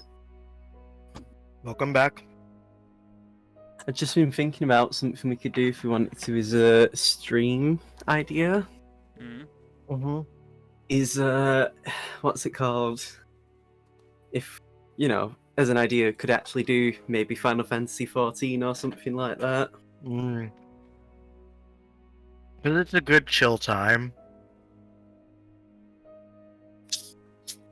I just haven't I haven't re-upped my subscription in a minute, so. You'd probably want to talk to Fuzzy about that, because I'm fairly sure he's got an account. Yeah, I mean, it's one of them. I can flex between any role. So if I was ever around for a stream, or if you wanted to, it could be literally any class you needed me for.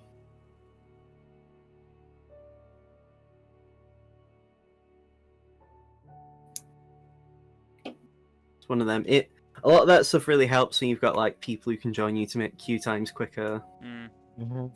And people who can just be like, oh yeah, this is that mechanic. Don't stand there, or don't do that. The amount of times Fuzzy and I have actually done Palace of the Dead together like that, too high. I've got a group of me and 3 other people actually doing Palace of the Dead. It was very fun. We need to get the group together, but one of us works quite often, so it's hard for us all to be there.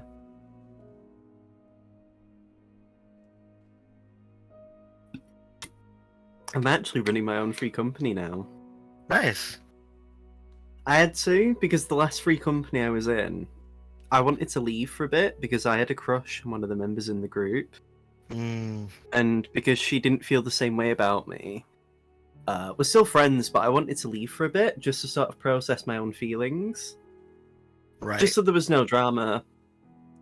But the free company leader was like, if you leave, you can't come back. I have a rule about that. And he basically started making it about her to the point That's where gross. it was one of them where he's like, I value your contribution more than I value hers, and all that kind of like stuff. And even if I didn't feel the way I did about her at the time, I still wouldn't want That's- any of my friends being spoken to like that, and so I just decided Right. to leave. Eventually, the whole free company fell apart, and I almost love like to see it. probably 90% of the people who are in the free company now in mine that I run. Nice. Are you talking about FF14? Yes. Yeah. And yeah, what's it called? Like, it's gone really well though. Like, we got a medium house on our first Nice. attempt. Oh, that's Um, luck. Got a medium. There was like 17 people were in the bid. But yeah, that I still find it happened. so funny that Final Fantasy XIV accidentally recreated the housing market. Art imitates life, I guess. But yeah, what's it called though? We've got like over 40 members, and it's going really well though. But That's yeah, awesome. that's been like a whole thing. It's gotten to the point though now where if I'm not playing with people in the game, I actually struggle with it. Mm. I've really fallen into the social aspect of the game. That's awesome. That's like never been my experience with it. I like it, but you know. If you ever re-up your subscription, you can always join my free company. It's never about making the contribution, it's just about playing it whenever you can. Mm. The only people I ever intend to kick are ones who genuinely deserve it, like those who cause problems and shit.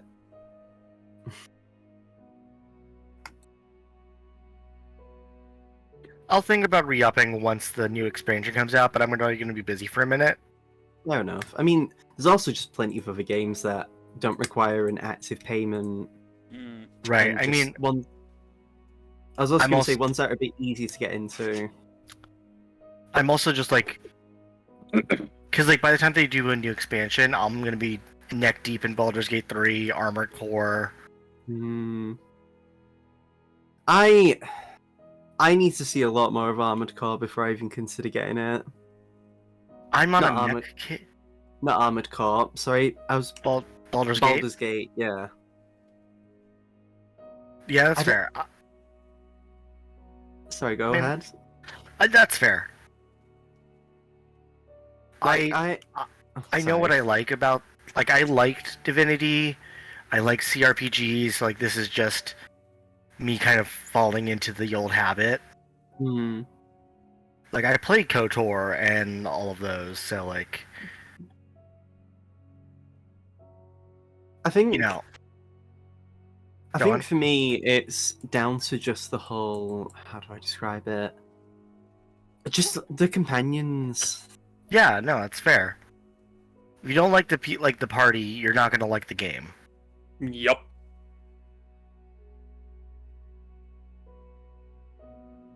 I think at the moment, if I'm gonna get any of a game, it'll probably. I actually want to kind of get into more indie games. Like Pizza Tower's on the horizon that I want to get. I still haven't got Chained Echoes yet. It's Even so though good. I really want to. I wanted to get Mega Man Battle Network, but over in Europe they haven't got physical copies of it. Mm. So while my brother's currently in America, he's actually going to see if he can grab one for me. Oh, nice. Otherwise, I'm trying to look at other indie games that I want to play. I have a particular issue with some indie games where just sometimes the gameplay just doesn't gel well with me. Right. I mean, that's always the risk with these types of things. Is like, I mean, it's games in general, really. I can't even say indie games specifically because, like, I'll be honest, 90% of a lot of AAA games I detest. I mean, it's all about learning what games you rock with, right? So, I mean, I'm always willing to try new things. You know, I'm always willing to give a shooter a go, even though I'm not a big shooters fan. You know, I'm Right. always willing to try an RPG of a particular kind of storytelling that I'm not normally used to, and that kind of deal.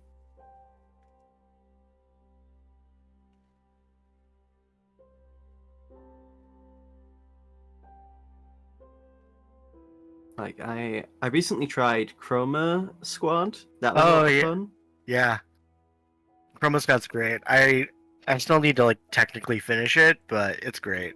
I did the standard ending, but I was gonna try and play it again, but just something I don't know. I think because I beat it in the span of like 3 days. Mm. I like really got lost in Chroma Squad You burned yourself out on it. I know the feeling. a bit because the final boss mostly just really bothered me a lot. I Mm. really didn't like the final boss. Mhm. If the final boss was a bit more easier to stomach, I probably would have been more fine. But Mhm. I don't know. What's your feel on like semi-visual novel? I don't mind them because I mean I thoroughly enjoy Ace Attorney and what's it called? I've enjoyed visual novels anyway a lot of the time. There's some really good ones from what I've heard. I've heard good things about the Zero Escape novels, for instance, or at least the first one. This is less like a visual novel. It's like a narrative game. But both of these are like visual novels slash narrative games.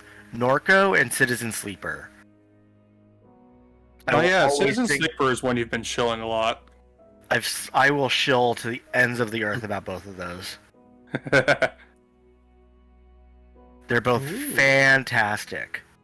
See, I wanted to get Disco Elysium, but at the time there was the whole big controversy about it, so I was like, I don't want money to go to the higher ups. No, fair. But But I don't know if since then, because this was like months ago, if like Mm. anything's changed with the situation. I don't know. There's also like Citizen Sleeper and Norco are both very good. I really enjoyed my time with them. People like recommendations Is I've that heard from- NORKO? Oh, NORCO, I found it. Yep. Mm-hmm. They're both on sale at the moment. Oh. And- If you do you remember Contradiction? Ah. Okay. There's a new FMV game called Immortality. It's less immediately funny. Like it's not comedic because of the hammy acting, but it's well done.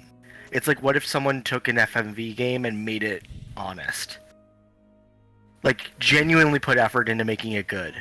For some reason, just looking at some of these, is that Keanu Reeves? Oh no, it's not. I was gonna say some of these screenshots they've got are already making me giggle. But I've heard Immortality. so I've Waypoint Games, formerly like Weiss's former games journalism division, used to have a certain Natalie Watson as part of their journalism team as an intern, and then as a part-time contributor. She helped develop this game. Oh no, I'm being recommended Super Seducer. Oh no. I think it was Arty Game I watched play that a while ago, and it's already a hard game to watch anyway, but it was even harder watching someone else's cringe reactions to it. Yeah. No, Because that's like fair. he's at least he puts on enough of a front that he's a good person. So it's hard seeing someone who's nice as him also struggle through watching it. Yes. I actually wanted to bite my own face off because it was just like, how can someone actually like? Because there's no hint of irony either. That's the worst bit. Yeah. If it was clearly like, yes, this is meant to be a joke, and they actually had a disclaimer that was like, never talk to a woman like this ever, you know. If it said the actual advice would be to do the opposite of what the game tells you, sure, but it doesn't. Right. Like if it knew what it was and was like, we are leaning into this, don't Aw. do this. Or if honestly, I think so much of it could be more charming if it was just animated characters. Because then at least you could have like what's it called? Exaggerated expressions to show that yes, this is meant to be a joke. You know, like Pepe Le Pew style stuff. I don't Yeah. know. I really want to check out, like, speaking of other visual novel style games, I need to watch or play. I need to play Stray Gods. Hmm. They're calling it a role playing musical game, which I'm just like, say less. At the moment, You have my attention. My addiction's Pizza Tower. Mm, Speaking of visual novel type games, again, have you played Arcade Spirits before? no, but I think, is it on my list? Should be, because it does seem like it'd be right up your alley. It probably is. I need to play Cassette Beasts too. Hmm. That Pokemon like. Yeah. Pizza Tower is just so much fun watching it. It's just so funny knowing that you're playing as like a 40-ish-year-old Italian man who arguably moves faster than Sonic feels in a lot of his games. Mm-hmm. Like, it's basically just Wario Land, but more Italian and more about pizza. Yeah, like if someone took the frenetic energy that Sonic should have and actually made it a game. Speaking of It's also- Sonic, that new Sonic VN is actually really fun. I've got that in my downloaded. Yeah, it's a good time. Noel and I played it on stream in a couple of sessions, and we finished it in 2 goes. Speaking of Mill and Dylan, are you both here? Because you've been quiet? I've been here the I entire am time. here. Fair enough. Do we want to keep moving? Yeah. Yeah. No problem. So, you've all been fed some food. You all got given a choice of curries of varying spice. Rua took the spiciest option. Aldean wants to feel alive, so he's going to take the spiciest option as well. Okay. What about Seamus and Felix? Felix will take one on the milder side. Okay. Same. Give me like somewhere in between medium and mild and spicy. Somewhere like medium. What about Dairon? You can just type in the Roll20 chat if you're currently muted.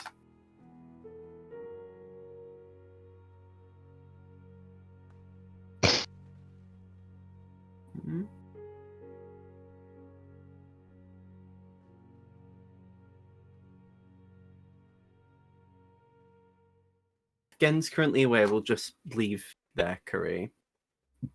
So, as you're eating your meal with, varying degrees of spiciness, you're currently being filled in on the plan. You're shown the carts that you're going to be using to raid the pyramid with. You're also going to be shown that there's going to be rotations of guards who are going to man the carts. You know, because again, it's going to be them pushing it because they can't afford to have a horse or a camel pulling it along, considering it could be at the risk of mummies. You are shown mostly the proper schematics for the beholder eye that's being attached onto it. The only thing they've not been able to come up with, though, is how to actually break into the pyramid, because they've not been able to shoot. They've not been able to get through it yet. So they don't know if it can even be penetrated.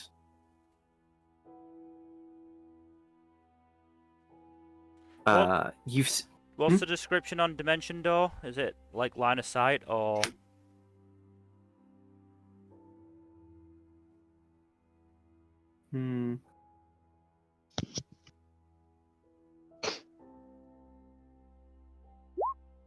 There it is.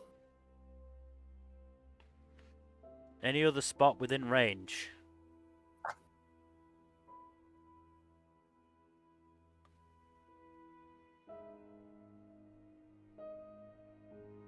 So they do mention Dimension Door, and they actually Sandtusk does say.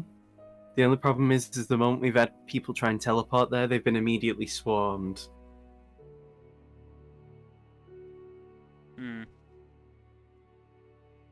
Which is why we need more than just 2 people getting there. Hence why you guys have been called.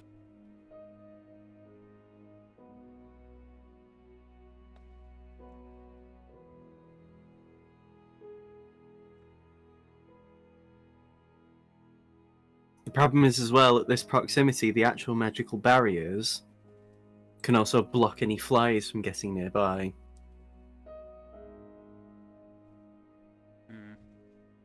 Oh, what to do?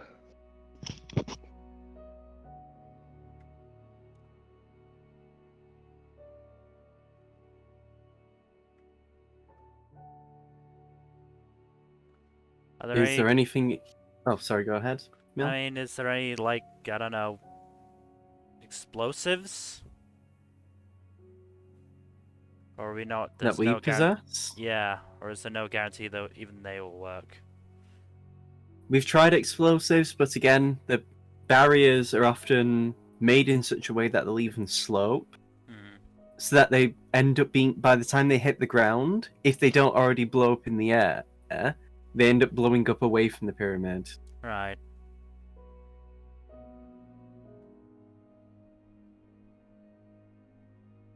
Hmm.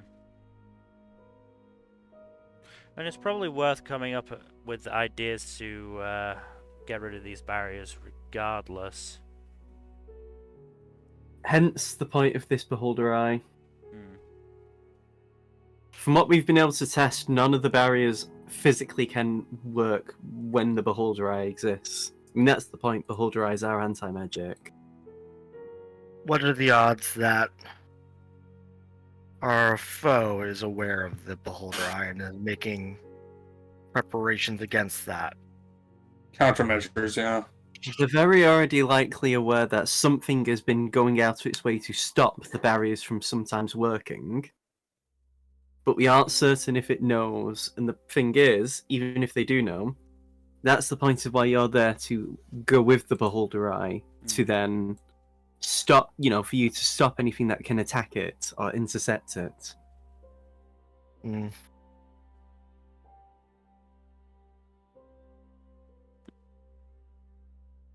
Well, I agree that this is our best option. I am concerned about putting too much on one run, so to speak.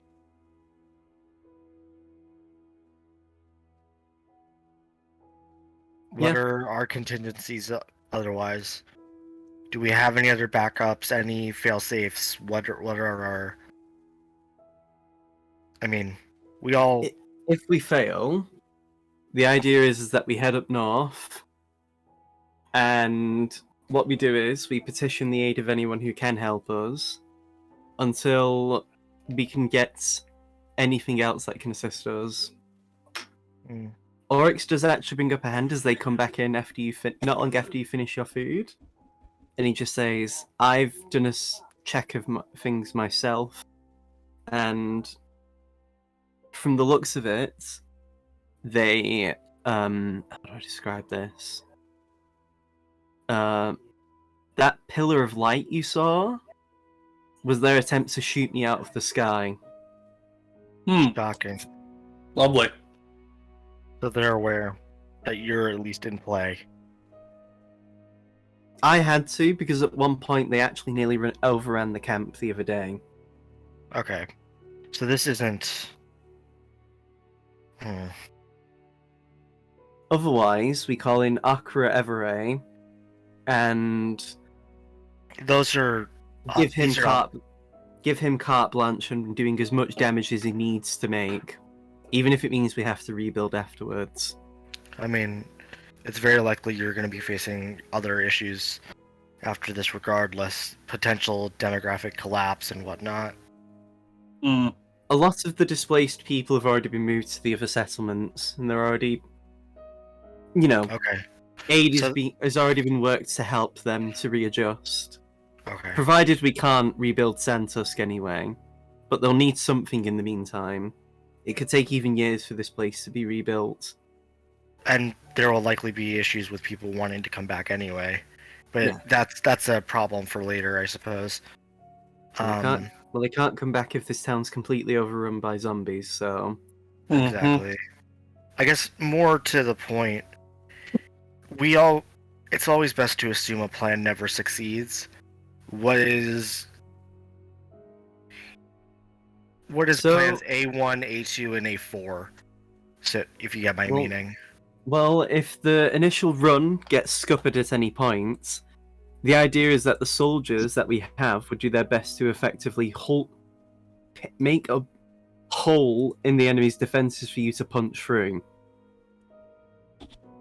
But expecting you to probably be stopped, but at the very least, we'll deal with a lot of the forces as best as we can. So if you are bothered, it won't be as bad as if we were to just leave, not help you at all.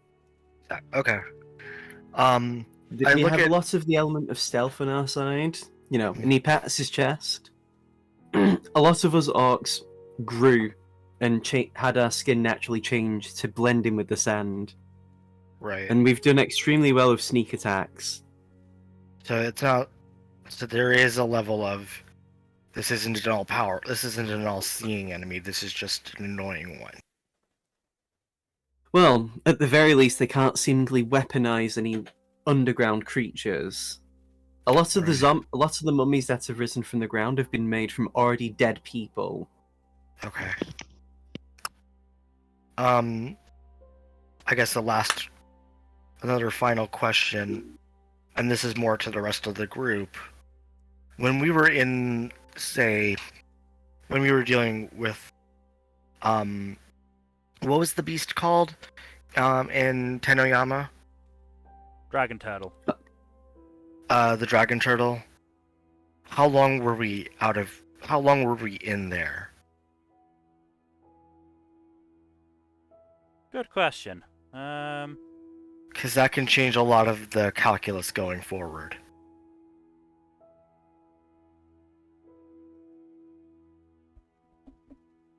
We are aware of this. We have been told that you are gone for an extended period of time. The idea would be is the moment you can tell us, we would back out immediately. Yes, but my concern is that because the Mummy Lord is a particularly powerful individual, how much will they retain control over themselves even though we're quote unquote inside? I see. Because correct me if I'm wrong, Felix, even when we had gone inside the dragon turtle, there was still an issue with the dragon turtle attacking the ships and just the aftermath of that Was in that? Tenoyama. Was that? I don't remember. No, Part of neither this do is again I. asking. So when you went inside, typically that means that whatever you're fighting is is waiting for you to come to them. Like any damage they happen to make while you're in the dungeon is purely just a consequence of what they've already caused. I was gonna say, because Mhm. like Flora's flowers disappeared. Flora wasn't around when we entered her. Yeah, she's also the weakest. Like she was the weakest of them. Yeah. Yes. From what we've heard as well, this has been the only one that's actually weaponized things other than just themselves. Mm.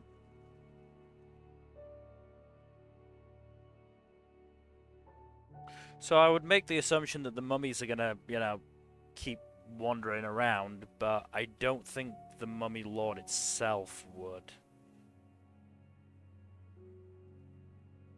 But we shouldn't take that as a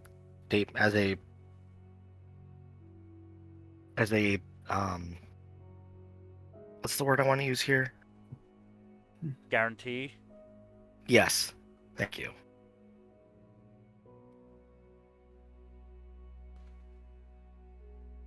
As much as I would like to,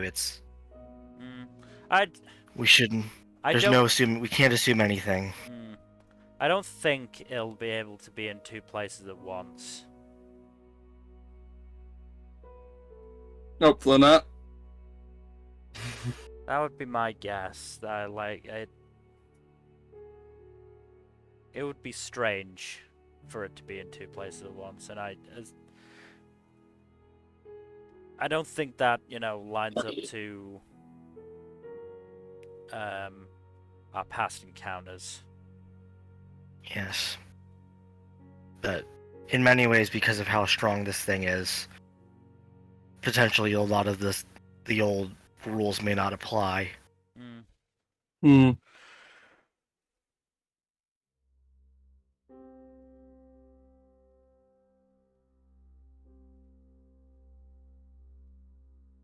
Please tell me if I sound insane. No, No, you I know. mean, I can understand your caution, but I think it is a little like if it does, stick around outside while we're fighting it inside, there's not really much we can do, other than just keep people away Right, from but it. if we can, like, it's more just so we cover the account, like, just take into account a potential. This is a potential liability. Mm. Oryx does clear their throat and says, "That's why I'm going to be here outside Okay. to mitigate any problems. I could go inside with you and make things a lot quicker, but I think you're better suited to being out here. yeah, exactly. They'll need it. No offense, General, but I think you'll need the firepower.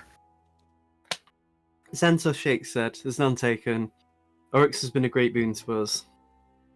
Apparently, he even had a mercenary group on call ready to come down if you guys failed."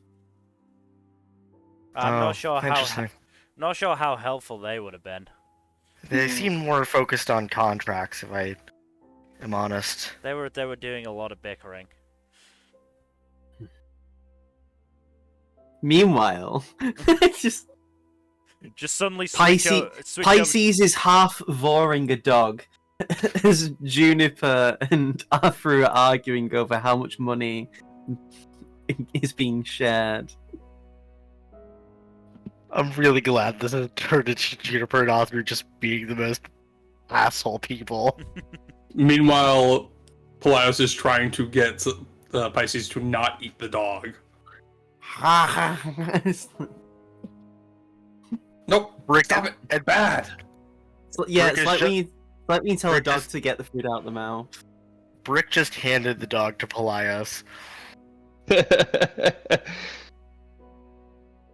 But yes. So, yeah.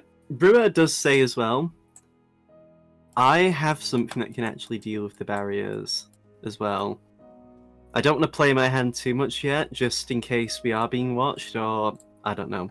If your weapons can actually leak information to them. I already didn't want to show off my Ravager arm, you know, the big, bulky one and what that can do. Yeah, I'm assuming that our capabilities personally are already scuppered. Yeah, Or that's have been found out.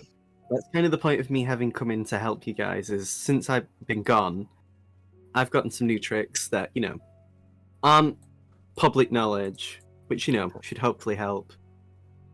Right. And hey, we don't know all of they in theory don't know all of what Turrim can do. Brewer gestures to him. And Turrim Perm, are you nods. gonna come inside? Yes, that's the point. I have to spell magic and counter spell, so Okay. and I have detect magic, so yeah.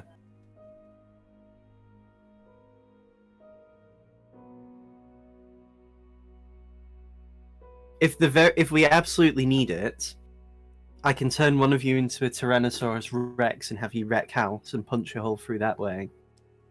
That sounds like Hey, I fun. can do that too. It's not a contest, Seamus, but okay. Put your dick away. Put your dick away, Seamus. There's not much to put away. There you go. No. Turrim also says, I also have sickening radiance. So if there's a large group of enemies, we can just move around them and watch as they struggle to get us. Ideally, though, I don't want to use sickening radiance because that'd be very hard to keep our side away from it. Yes.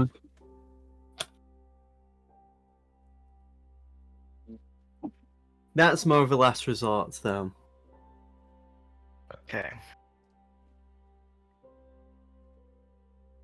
Oryx also says, I don't want to use it, but I have a spell called Mirage Arcane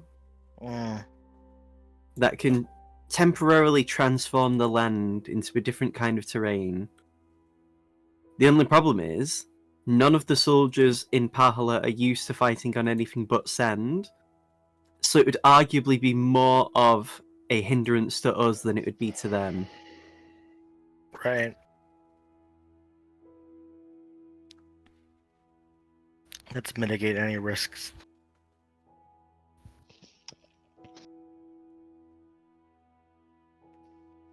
I have, however, been using different ways to outfit the soldiers with stuff that can help us. Nothing too crazy, mostly just like bomb arrows and things.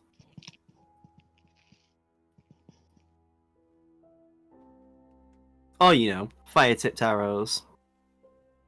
Right.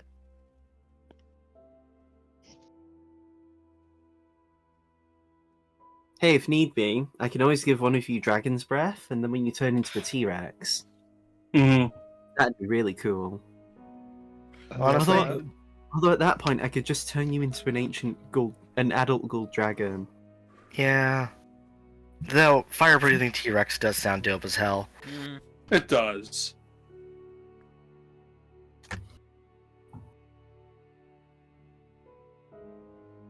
That's a good plan E.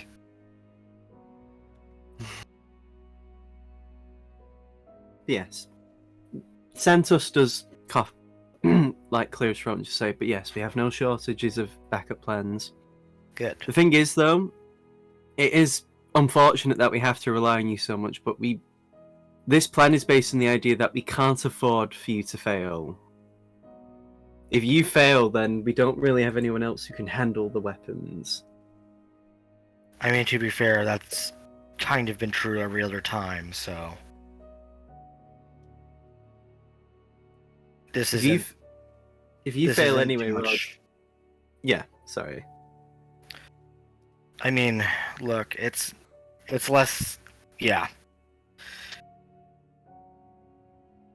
The real concern, and this is something that we should probably share... Sorry, I had stepped out. Does anyone mention the Eben's Wing? Oh, no. Yes, we met a member of Eben's Wing out here. They've been trying to gain access. So... That explains a lot, then. So, we ran into some trouble. We saw a boat come from the western side of the coast, and they tried seemingly to push through while we were dealing with an invasion of the mummies. Unfortunately, they got intimately acquainted with a purple worm. Ouch. Yeah, but suffice to say, they'll also potentially be making attempts at gaining access. Hmm. And it's unclear as of right now whether or not it'll be enemy of my enemy or Amelia toi. All it means is that the moment they give us any reason to doubt them, we just become a lot less picky about who we tend to drop, splash damage on. Correct. But Ideally, I don't want more people to die, as more deaths have been causing, more mummies to replace them. correct. Right. Although that's why we've been typically having some of our mages cast Fireball as best as they can. It's hard to make use of anything that's charred beyond use.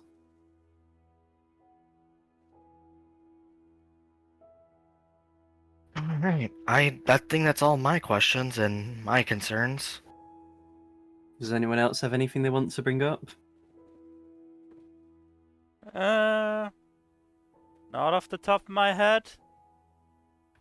Oh, Probably not. do you have any spare ink? Sandtusk nods. We were informed you use ink for your spellcasting methods. One moment. And he reaches under the desk, and he brings out a box. It's not terribly big, but as he opens it up, you see 5 ink bottles. Ooh. Thank you. Mm-hmm. So you now have 5 full bottles of ink.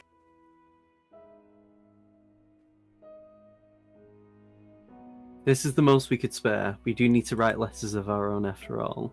Nope, this is perfect, thank you.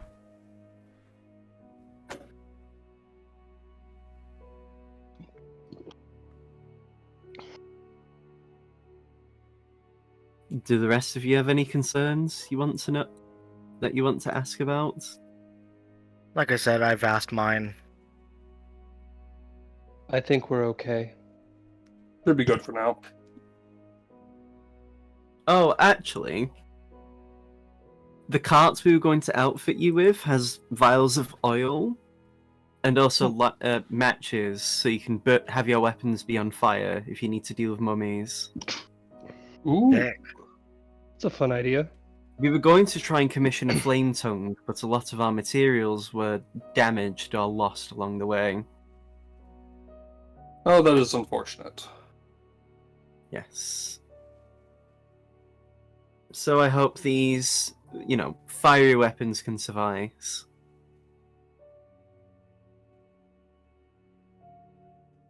Yes. If none of you have anything else, though, you can be escorted to your accommodations. Dyron lets that happen. Yep. So on the way out, you are shown a quite boarded up building. It looks like a lot of the windows have been smashed or damaged. And the door itself, the front door, is heavily fortified. But you go inside and it's this hotel, but it's clearly been repurposed to use for this, for what's going on. You see several soldiers or relief workers just sort of sat around, hanging out, spending their break, doing whatever. Once you walk inside, though, you see several people clapping for you and cheering for you, giving you a hero's welcome.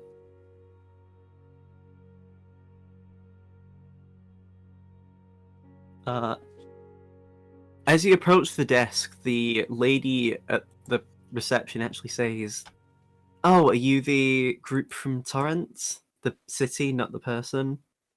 Technically, yes to both. Mm-hmm. If you'd like, we have your rooms ready, but we also have bathing facilities if you would like to, clean yourselves up after the warm heat. Yeah, so it would probably be a good idea. Warm heat as opposed to what? Poor choice of wording. Cold heat? It is a group bath, though. It's not separate genders, if that's okay. Yeah, it's fine. Okay. The lady directs you to where the bathing facilities are, and basically then leaves you to it. The changing facilities, it's like it's like separate stalls that you can put your stuff on and change out of clothes. And there's 3 bathing suits there that have clearly been recently just cleaned.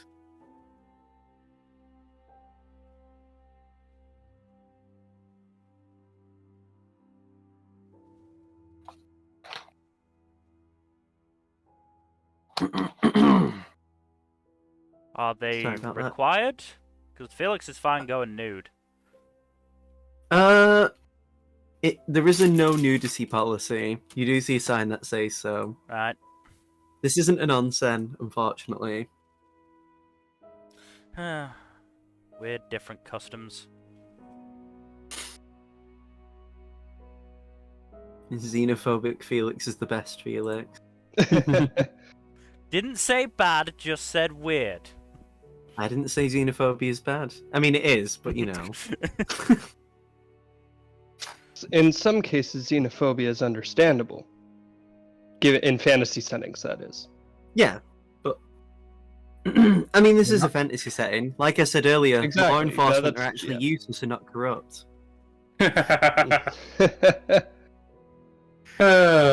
Laughing to hide real pain.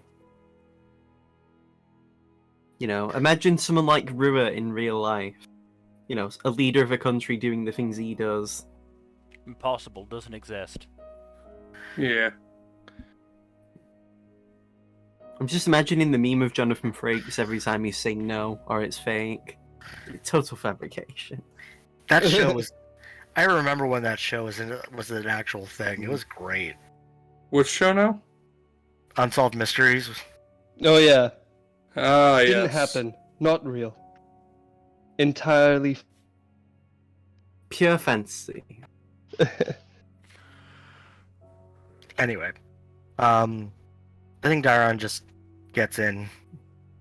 So, this is a real hell in a handbasket.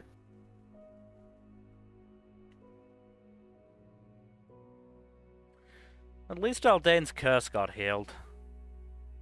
That would have been real bad if it wasn't. Something.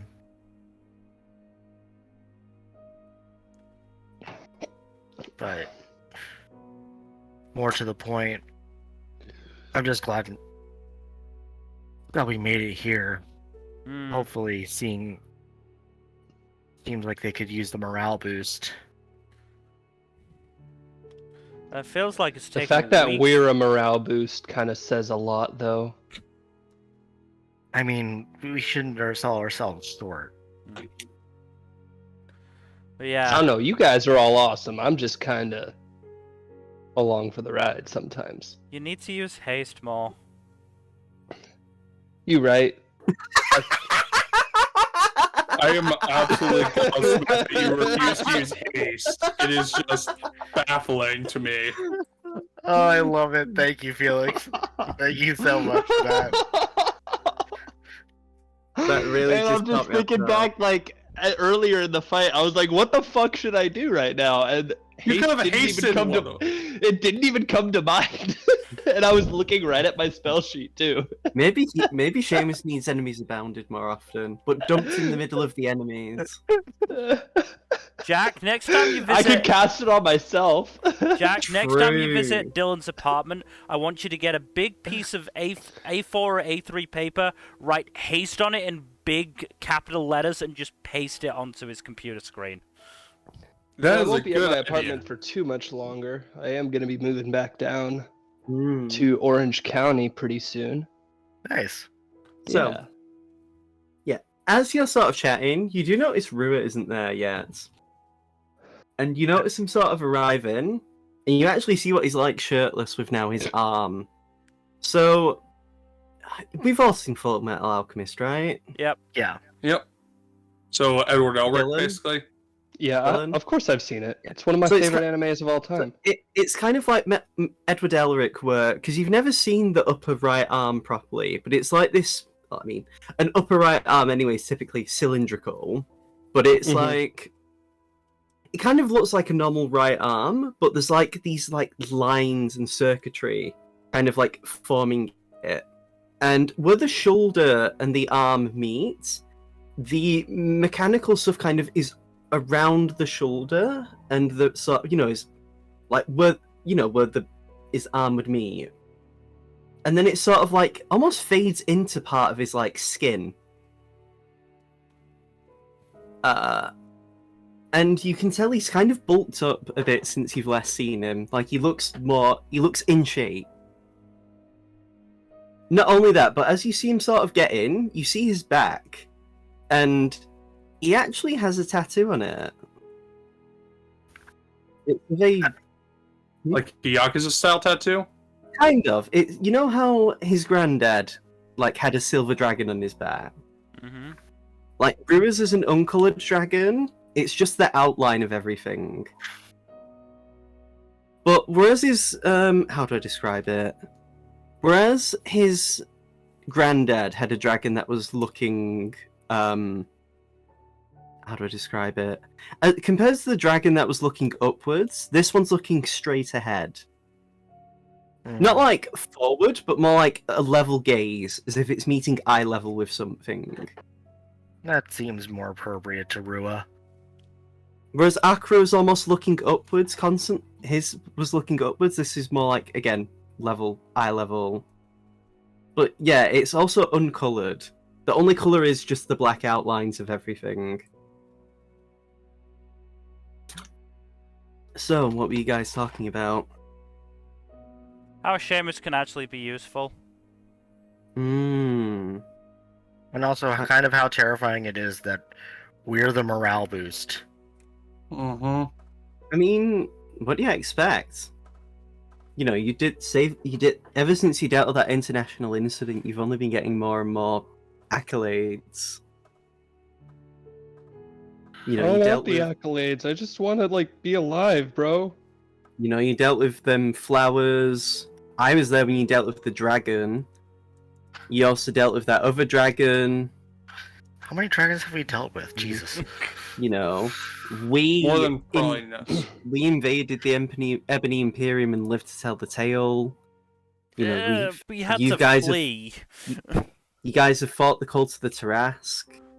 You know, you dealt with them people traffickers. You also broke out of a maximum security prison. And burn it to the Burnt ground, it yes. Down in the process. You know, I mean that one's technically classified. No one can know about that, but it happened. You know. I don't know, it just feels You've- like we're not, you know... We don't have 100% success rate. I mean, Not no, nothing's always successful, though, is it? Hmm. Well, If I think more. I guess more to the point. It's less. I don't know. I mean, think of it this way: if anything, you've had like drastically more successes than failures. The only failures that have really happened are unfortunately the people that have been unable to save who've been victims of the Tarrasques, the Tarrasque cults, and the Dracolich pieces. Unfortunately, we can only do so much as a reactionary measure, but I'd argue you've all done a lot more than what would have been done if you guys weren't around. Think of it this way: the dragon turtle could have caused so much havoc that it basically would have meant that, you know, the mainland of, like, the main area of Yuto probably could have been flooded or leveled.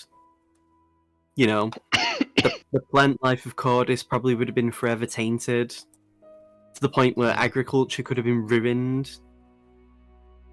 You know, the forbidden ice with the dragon could have been not really an issue, but if that dragon started going further out and, you know, started attacking cities or towns, you know, there's plenty of things like that where you've, you know...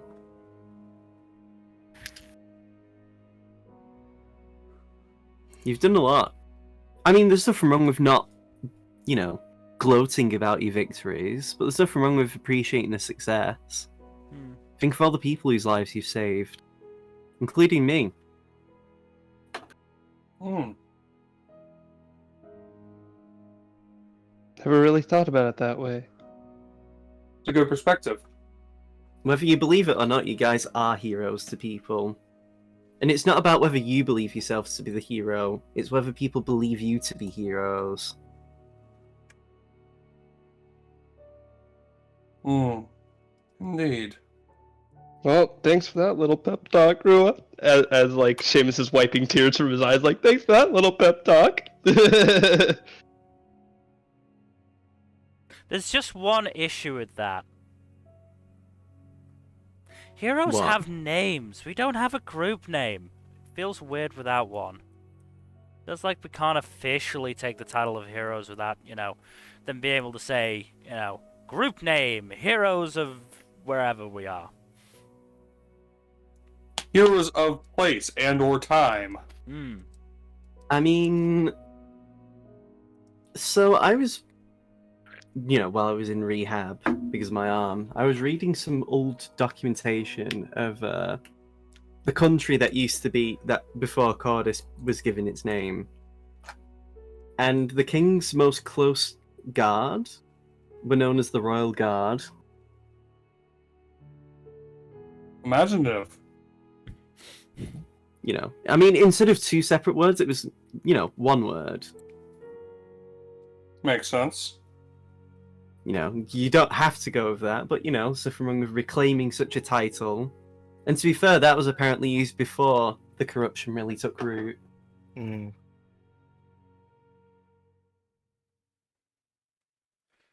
And I mean, hey, I can't really think of any other people who I'd sooner trust in my life.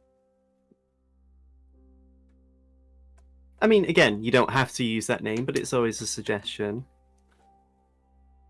We'll keep it in True. mind. We are going to be taking a long, long holiday after this, and I think we'll have a discussion.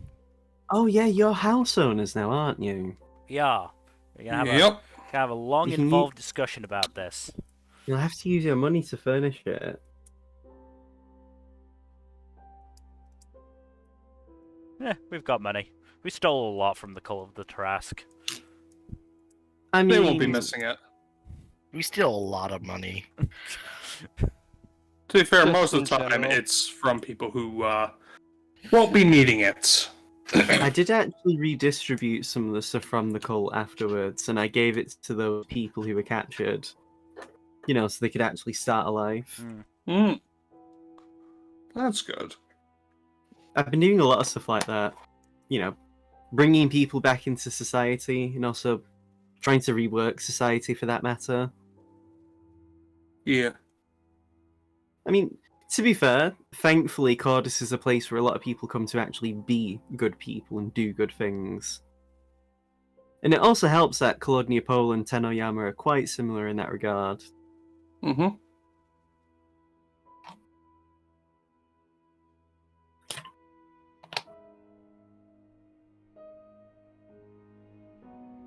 Yeah.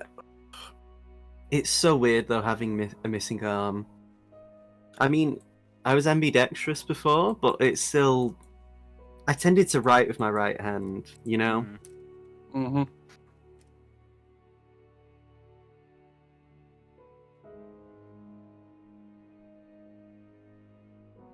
I mean, you know, again, I can't complain. You've seen what my right hand can do, depending on what I equip. Right. Also, the cool thing is, you know that arm I used before? I can also fire it as a rocket. Oh, wow.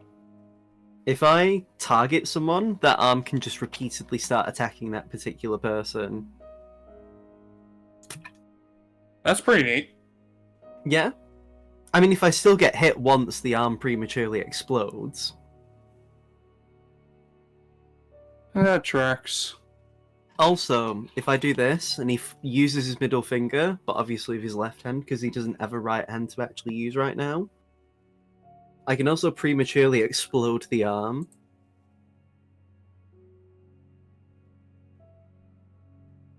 It's not terribly useful, because, you know, I'm basically wasting the arm before I can do anything with it. But it's also really good to help me break out of grapples. Because the thing is, even though the arms get blown up, there's still shrapnel flying out. You know, no one wants explosive, metal flying at them in a flèche. No. Can't imagine that anyone would. Mm-hmm. I mean, hey, it's partly because of the amount of times I've been fucking impaled on bone claws that I recommended that as an idea. Mm. I mean, you said it. One of my arms doesn't have working fingers, so I can't prematurely explode it. But it's also got its own means to break out of grapples, so it's not too bad either way.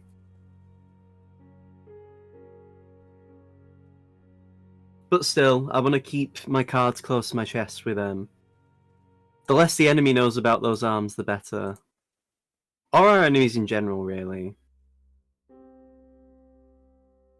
Is that another emergency vehicle? It's the fourth one today. Can people stop dying?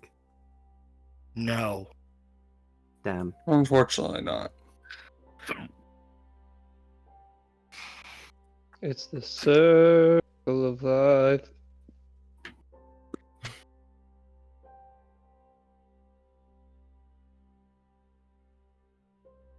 But yeah, unless you have anything else you want to say, we can just skip to you getting your rooms. I think so. So you get led to your rooms. You all have separate bedrooms.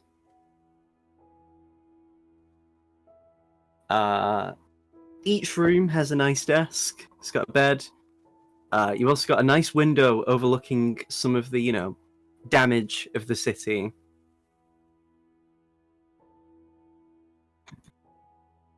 And yeah, it's kind of sad because you can clearly tell how nice this town would look like.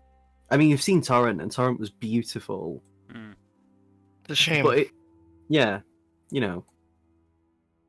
if you'd have been able to come a few months earlier, it probably would have looked lovely.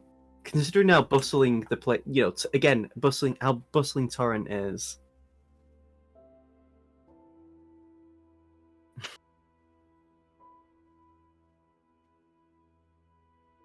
But yeah, by the time you sort of get out of like your bathing and stuff, it's getting like, how do I describe it? It's getting to the nearly evening. It's like nearly 4 p.m.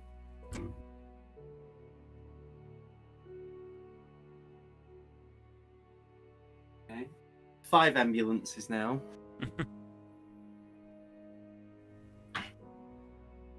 All the same direction as well. All Yeah, these vehicles. something's probably happened. Something's happening further down the road. Hmm. But yes.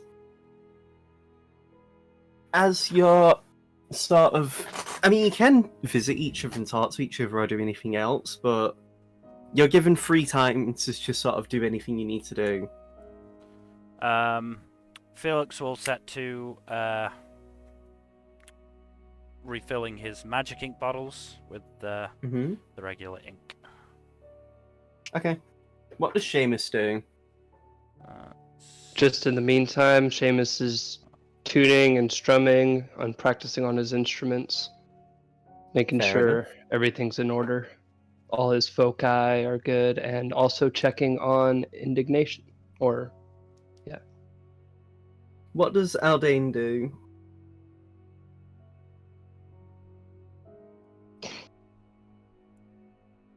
I see. Very insightful. Hmm. What does He's not Dyron back yet, I do? guess. Dairon, I think, is meditating. Ah, I see. Give me a wisdom check. Not save. Okay, a disadvantage Sure. because of exhaustion. Yes. I'm glad you remembered that. 14. So it feels like that soak probably did a lot to help relax the body. You're still quite physically drained, but your body isn't anywhere near as tired and ragged as it was before. You manage to find an inner calm, and you feel the nerves, any stress. It's not gone, but you can definitely feel yourself having steeled for what's about to come.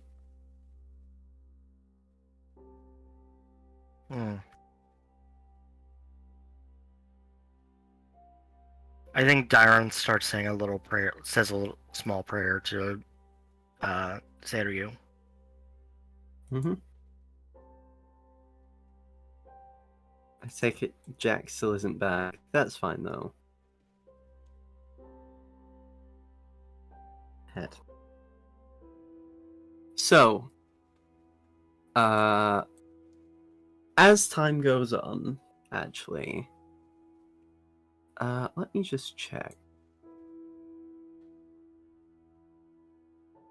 I'm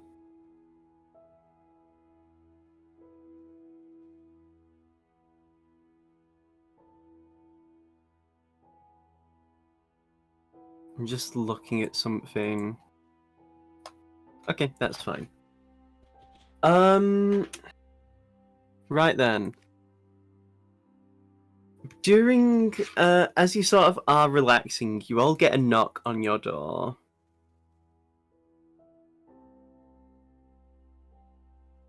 What do you do? A I think- rapping at my chamber door. Dairon, like, very calmly, like, sits in a position where they could reach a knife. They You do never knock. know. They do knock again and just say, "Hello, is anyone in the room?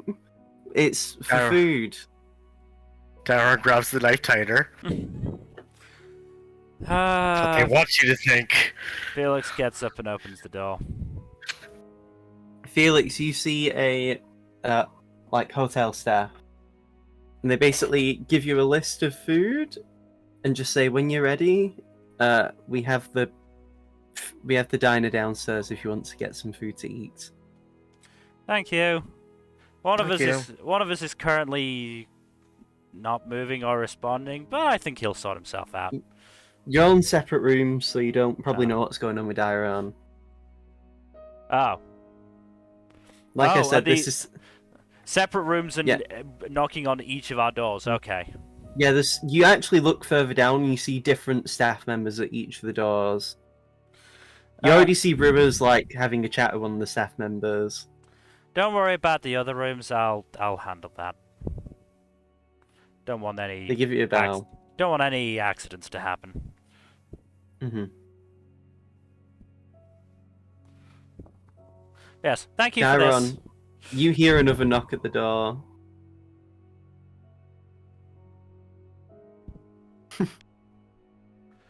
Does Seamus go out and check? Yes. Seamus Yeah. answers. I think Dairon eventually checks, yes. You both get the hotel staff, and they give you the menus for you to go downstairs to get your food. Oh, cool.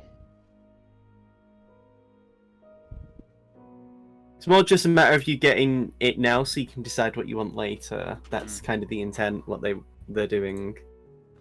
Felix will knock ominously at Darren's door. No, Dairon answered. Yeah, no, afterwards though. Once they've gone, Felix will knock ominously on their door. What are these doors made out of? Wood. Felix, and the door handles are metal. Are you gonna heat metal the door handle? I don't have heat metal. Okay. Yes, they are metal. Dairon starts passing a shock through the door. But I mean, Felix can just wrap his knuckles on the door. Yes. Come in!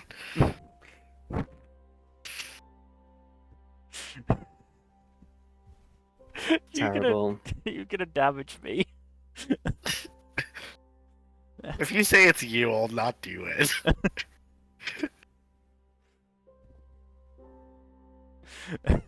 Felix is gonna go for the door handle and then stop and go. Right, might have pushed myself into a corner here. It's me, Dairon. Sorry The about the sh- knock. The sparks off the door handle stop. Oh. Oh, hey, what's up? Thought you were Seamus for a second. Hey!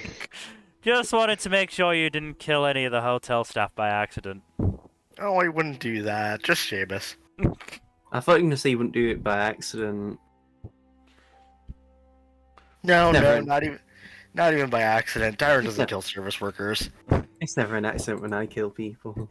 I just know you get a little antsy when people knock suddenly at your door. This is true. The last guy got a knife in the chest. Yeah, I That was bad. wanted to make sure that didn't happen again. Yeah, we're still paying the legal fees on that one, aren't we? Yeah. You did what? Rua says as he's like already on the way down. Don't worry about it, Your Majesty. No, what? No. It no, was. I need It wasn't to know. in this country. It wasn't in Cordis. It's fine. Everything's Just fine. frowns. He actually, his expression just twists into a frown. We're joking, bruh. Good. I hope so. I'm responsible for any fuck-ups you cause. No, the last person Darren accidentally stabbed was that Cult of the Tarrasque member in the Blue Sands Resorts. And that Oh! and that okay, half that's- wasn't an accident. Oh, that's fine. Continue then. And he starts to go downstairs. Should we be concerned that Rua is okay with us executing a prisoner? I'm not actually. I mean, yes and no, but we're here. So Anything for the cause. Have you heard anything from Aldane's room? yeah, Been oddly no, quiet. I haven't checked up on him. Haven't even heard wanted- him like pining or anything. Wow, that is concerning. You've been away from. I just hope I don't walk in on him doing something with about rosy cheeks or whatnot. Yeah, he's cheating on Oriana with Rosy Palms. Jill.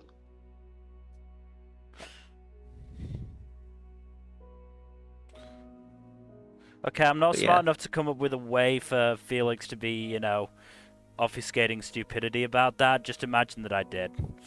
Okay. So, what's it called? As you sort of go downstairs to meet, at the diner, you already see a few people sort of eating, getting their food, just sort of enjoying things. I am back. Oh, hello. We've So, made made people- multiple jokes about you masturbating. That is not why I was gone. No, I was wanting No. Aldane. Now, these degenerates are just obsessed with you touching yourself, I guess. No. Damn, dudes, you really got to get a better hobby. My goodness. It was mostly Dylan. Of course. Come again for Big Fudge? No, it wasn't actually. Dylan was actually quite chaste. Comparatively. So, basically, as you were sort of escorted into your rooms, eventually got knocks on your door giving you a menu for you to order food at the diner when you're ready. That's all Felix you and Dyron really joked about killing a prisoner of war. As they do. Well, I know we were going on about law enforcement earlier and stuff, but like, come on, guys. Mm-hmm. I've committed several war crimes. It's fine. We've committed several war crimes in several different countries.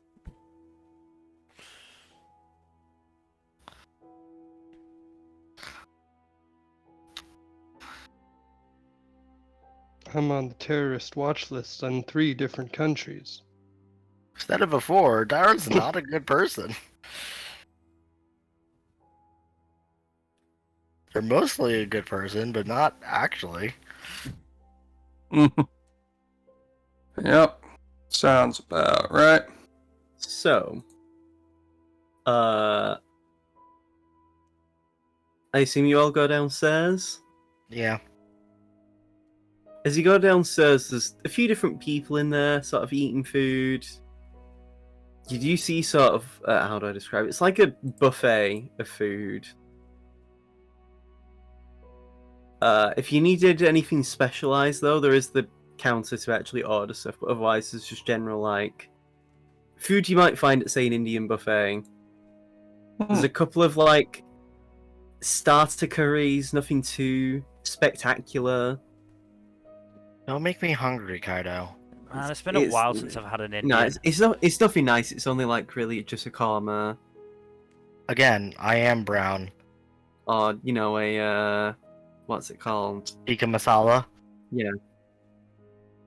They have more of the fun varieties if you actually order specifically.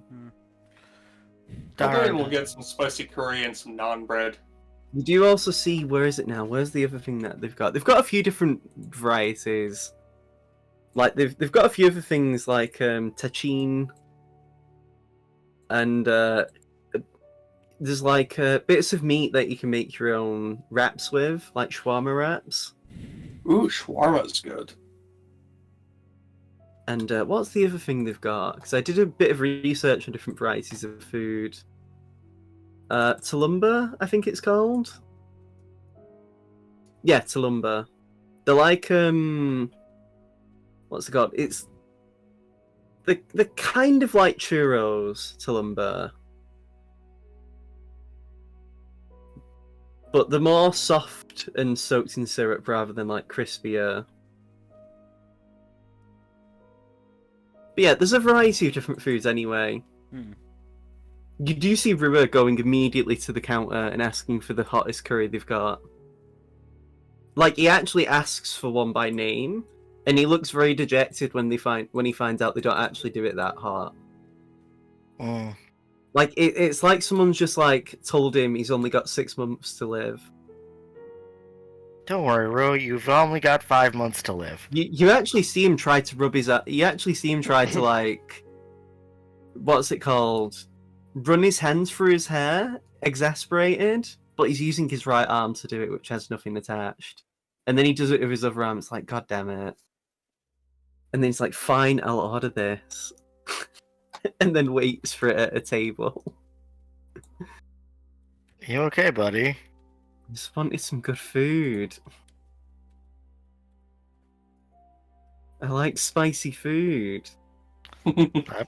I believe you. Good. I need to feel alive before we potentially go off to our deaths. Well, now you know how I feel all the time. No, I have enough faith in us that we'll succeed. I don't. Again, we can't afford to fail, which is why I'm just going to assume success. Mm.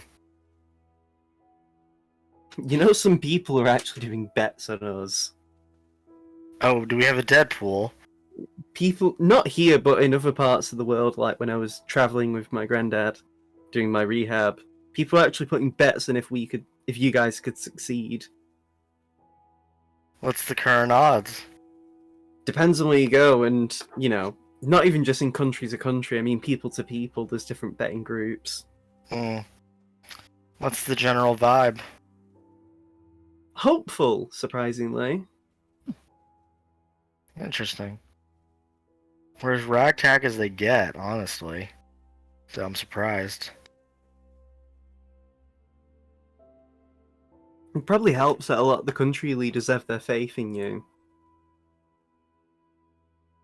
If, you know, the King of if the King of Cordis is willing to be behind you guys and back you up personally, then, you know, probably a good thing. Mhm. It means something. I mean, hey, you're rubbing shoulders with the highest of society, you know. Wild how that tends to happen. Yeah. It's almost like you were in the right place at the right time. And imagine if you weren't there killing them black dragons all that months ago. I'd probably be dead. Probably. But you're not. You're alive. Now go order some food. I already ate. You can eat more, though. Look, I gotta work on my figure. I always forget I burn a lot more energy. I have this. The arms are heavy. And also, when I'm using my key, it physically, like, exhausts me more so. So I need to eat a lot to get, you know, my energy back. What are the rest of you guys ordering? Are there some naan breads available? There's different kinds of naan, especially garlic. Oh, the good type of naan. Any chance of a peshwari? Of course. I'll take some egg pilau rice. My man. My bro.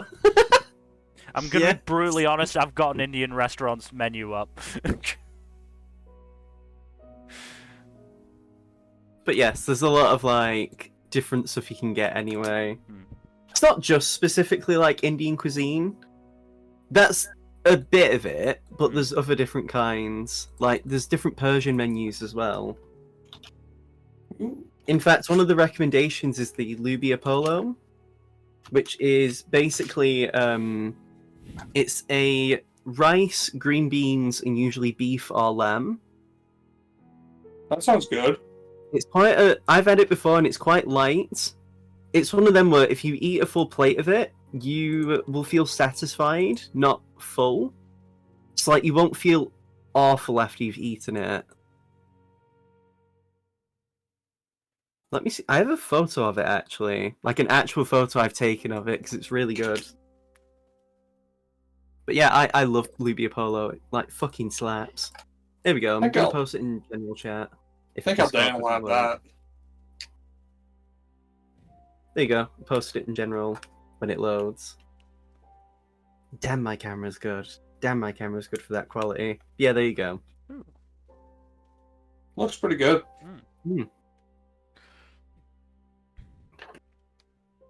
There's even a salmon menu that they have. A salmon dish that they have.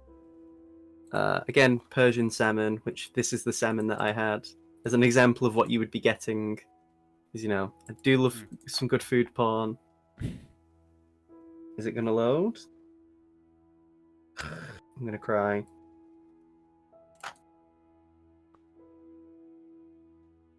There we go.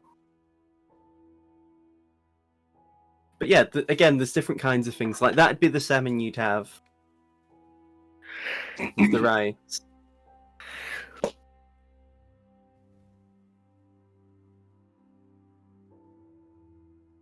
But yeah, again, there's different kinds of food that you can have that, like, you're not going to starve anyway. There's a lot of choice.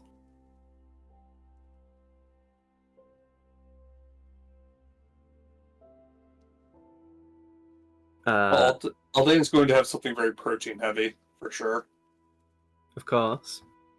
And Seamus, being the ever so cultured bard that he is, orders kimchi. They actually don't do kimchi. I know that's the point. Mm. That Seamus is like trying to be all like, oh yeah, I'm gonna get something that you guys haven't said. I'm gonna get something that's like. Seamus feels like the kind of guy who's like, I love everything on this menu, and then when the waiter comes, he actually points to what's on the menu rather than reading it out. Yeah, exactly. He's afraid to embarrass himself by mispronouncing it to the waiter. Exactly. So that's basically what he's going for, and he's trying to order. But yeah. Yeah, something else. As you order your food, though, you see as Rua is getting food, he gets he gets a curry, with some rice. As Rua's partway into it, and some of you are talking, you actually see a bowl. You actually see a plate of Lubia Polo gets put on his next to him as well. And they actually say, "Here's your second dish of free." And then you watch. Meanwhile, Dara's just eating a dali. Very nice. And then partway into Rua's second meal, he gets a third plate of food. And they actually ask him, "Do you need anything else?" And he's like, "No, I'm good, thank you." Continues eating. He's a growing boy. It's fine. Yeah, I'm so growing at 24 years old. I forgot I already had my birthday. Oh yeah, happy belated. Didn't you all have your birthdays already by this time? Probably. We just kind of forgot about it. After 100 of them, they sort of lose their meaning. That's really different compared to me and my dad, because he was very much raised on the idea of very much feeling time pass. After all, Granddad even told me he was almost raised like a human. He's felt all 300 plus years of his life.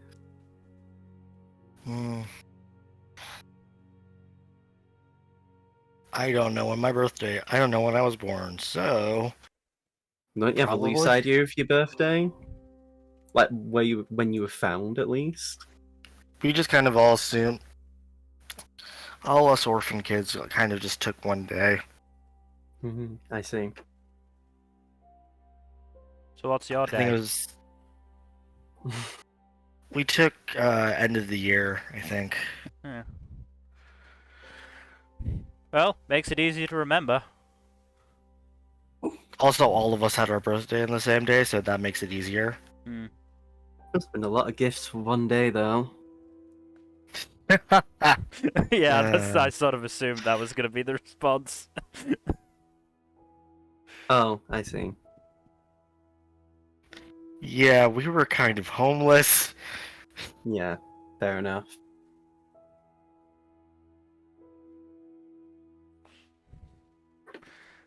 Hmm. But Rouge just looks like, oh, I've made the mood sad, as he then reaches for some food and starts chowing down. I mean, like I said, it's kind of just what it was. That's my life. Vaguely sad. Mm-hmm. I don't know, Chief. I only have enough is what it is. I only have a few more is what it is in me. Yeah, after a while, my dad stopped letting me treat birthdays as special, so they just sort of lost their meaning. Ramadans. Well, when it comes to your next birthdays, we'll have to make it a night to remember.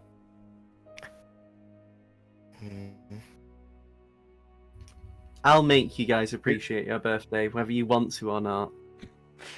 That's threatening. I do like to think that Felix and Dara are just trauma buddies. Yeah.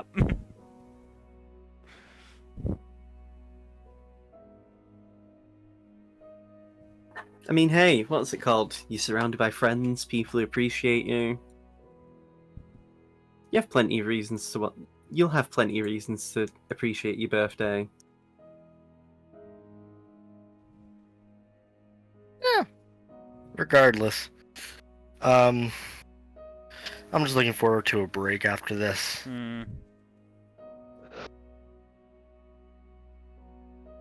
Same. I've been doing a lot of physical activity since my arm got cut off.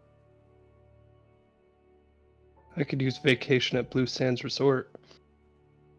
That reminds me, do you still... Oh no, wait, the spa pass is expired if I recall. Oh. They did. The new year already happened, so... Yeah. Any chance you're having another tournament soon where I could win more? Maybe. It depends on if we're back in time for any... Depends on how long it'll take to find that next Dracolich piece and when you guys are able to leave. I'll be coming with you, though, for the one in Siltanok. Especially if you guys are in rocky relationships with dragons based on what those weapons end up doing. Yeah, you're probably going to end up doing a lot of talking. Who knows? Maybe I'll just let you guys talk and watch. And then I'll be damage control. I feel like we might cause an international incident if we're not careful. Yeah. They'll have to understand. You're saving the world after all. I mean, these two have already been free with their association with Oryx, so... Oh yeah, that was funny to hear about. Well, I mean, it wasn't really funny. Oryx was genuinely dejected. More so because he lost his law license in Siltanok. Which, to be fair, was a very shisty play to begin with, but you know. We probably could have used him keeping that that law license, depending on what we do. I mean, I'm not planning on killing anyone important.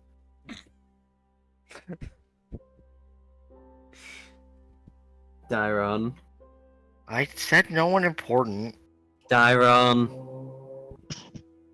I meant just the, like, Evan's wing people. Good. Jeez. That's why I said no one important. Sure. And maybe whoever the Dracolich owner is, that's also a possibility. As long as it's only those people, fine. Even then, ideally I'd like to not have to kill them, but... I don't know, we've not really gotten a choice with most of them. I know. I mean, it's one of them, we don't have the luxury to pick who we can and can't kill. Sometimes It's arrogant to think so. Often it's just kill or be killed, and yeah, well. Baron's in a very, not feisty isn't the word, acidic, I guess.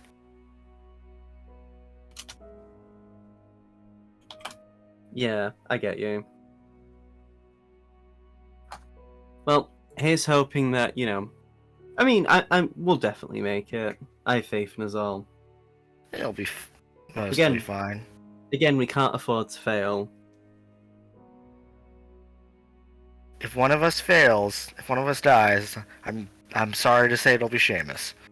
Hey, if you guys let me die, I'm gonna haunt your asses. I have faith in shit. I have faith in all of you.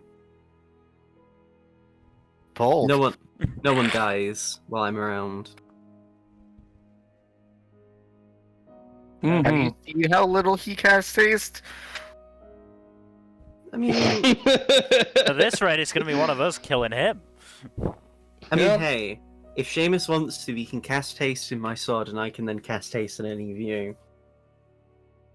That's actually a good idea. We should How long probably does do that last? A minute? Oh. No, I meant how long can it stay stored? Oh, the from what I've gathered, the weapon can actually keep a spell forever. Seamus, why don't you do that right now? Sure. The weapon can actually store up to 3 spells, though. And to be fair, I only have enough space for 2 more. I have enough space for 2 more spells. I had to use a few spells to get here. Thank God for Steelwind Strike. Mm-hmm. That was your grandpa's, right? Yeah. Akra himself doesn't use it very often. Not because he doesn't like it, mostly just because, well, It ends at this... too quickly. No, it's more just because at this point it's overkill. I mean, oftentimes nowadays, especially given the state of the world, he rarely has a need to kill people in a group like that. Mm. Unless he was here with us right now, but even then, It's partly why he didn't want to come with us. His words were more or less to me that he didn't want to steal how do I describe it? He didn't want to steal the fights from us, because otherwise it'll inhibit our growth. He wants us to actually become strong and not, rely on him too much.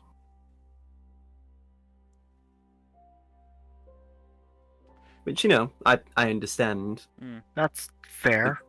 Can't afford to rely on him for too much. He can't always be here, especially because he has his orphanage to look after. I hope those kids are okay. From what I know, he's currently there. When we parted ways, he said he was heading back, so... Yeah. And, if need be, Oryx can just teleport him here anyway, so it's fine. It's fine. It's fine. If we get a bit of a break, I might actually go say hi to Prody. Sure. I'm always happy. I actually kept in touch with him a bit when I was in rehab anyway. He's a good egg. He is. Question, Rua. Answer, Felix. Yeah. What do you want? What do you need? Is one of the spells you can take in counterspell?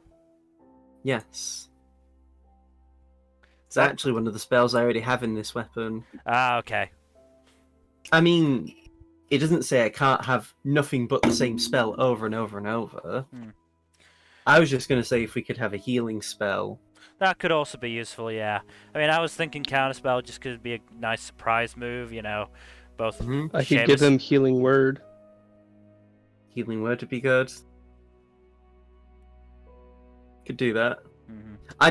Ideally, I want variety, just for, I mean, could I give him a smite? If it was, not divine smite, because that isn't actually a spell, but searing smite would be a thing. But Rua Rua already has a means to set his sword on fire, as you've seen. Well, there's also Thunderous Smite. He usually doesn't need. He won't really need that either, to be fair, based on what he has. And I believe there's also Branding Smite. Yeah. With the Honestly, radiant damage, that would help a lot with the undead, at least. between a healing spell, a haste, and counter spell, he's kind of fine for that because he has enough damage potential anyway, as you've seen. Mm. You know, I think healing word, haste, and counterspell is a good good trio to have. Hmm.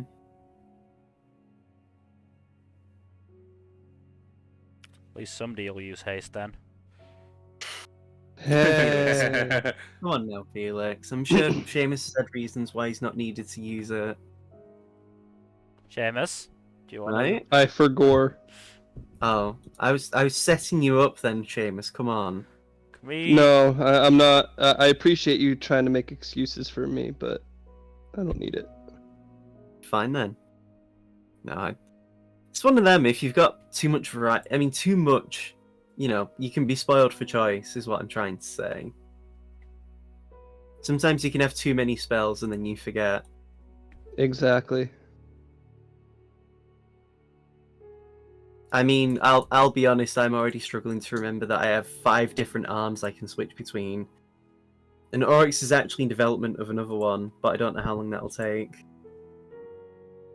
From what he said, the materials to test and actually properly create a new arm with different abilities is extremely costly and time consuming.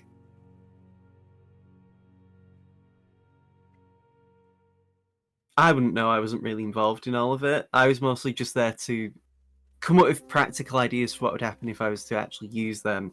Like the whole thing of blowing them up on my own terms. Mm.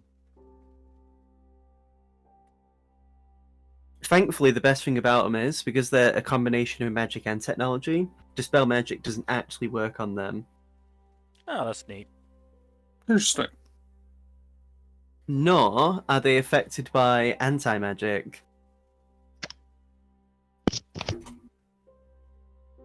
Curious. Well, that's also very helpful, considering what's going to be happening soon. Mm-hmm. The point is, because of how much technology is involved in them and how a lot of it is mostly operated by the user's very own soul, there's not really much magic to inhibit. Ki itself isn't a magical effect, it's more just the energy of the soul made manifest, and it runs on very similar Fighting principles. spirit. Basically, Stands, yes. Aldane, what did you stand? Oh, He's I said taking- stands as in taking a stand. Ah! See. Good save.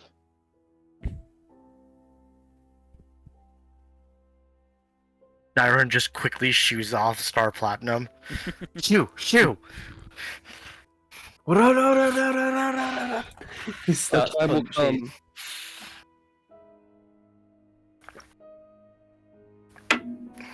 But yes.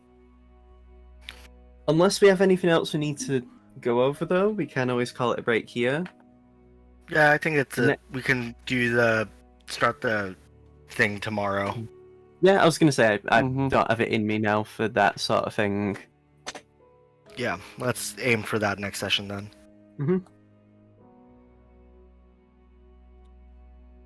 Alright. Okay. So if that is the end of the session, then it is the end of the stream as well. So thank you everybody for watching. Hopefully you've enjoyed. In terms of future stuff, Tuesday we should be playing more Arcade Spirits. Thursday, I know we've been saying Tales of Arise, but we're actually probably going to do more Dragon Age Inquisition and save Tales of Arise for the next Thursday, when Jack is definitely not available. Mhm. Saturday will be the Anime of 2022 tier list, and then next Sunday, actually we're not going to be doing anything next Sunday, because Mother's Day and had the misfortune to be scheduled for a close, so... Oof. I'm not available Yeah. anyway, and it saves me getting out of it. So, otherwise, again, thank you everybody for watching. Please do give us a follow here on Twitch and on Twitter at storytime_net. And otherwise, we hope to see you on Tuesday for some arcade spirits. Good night. Later. Yeah.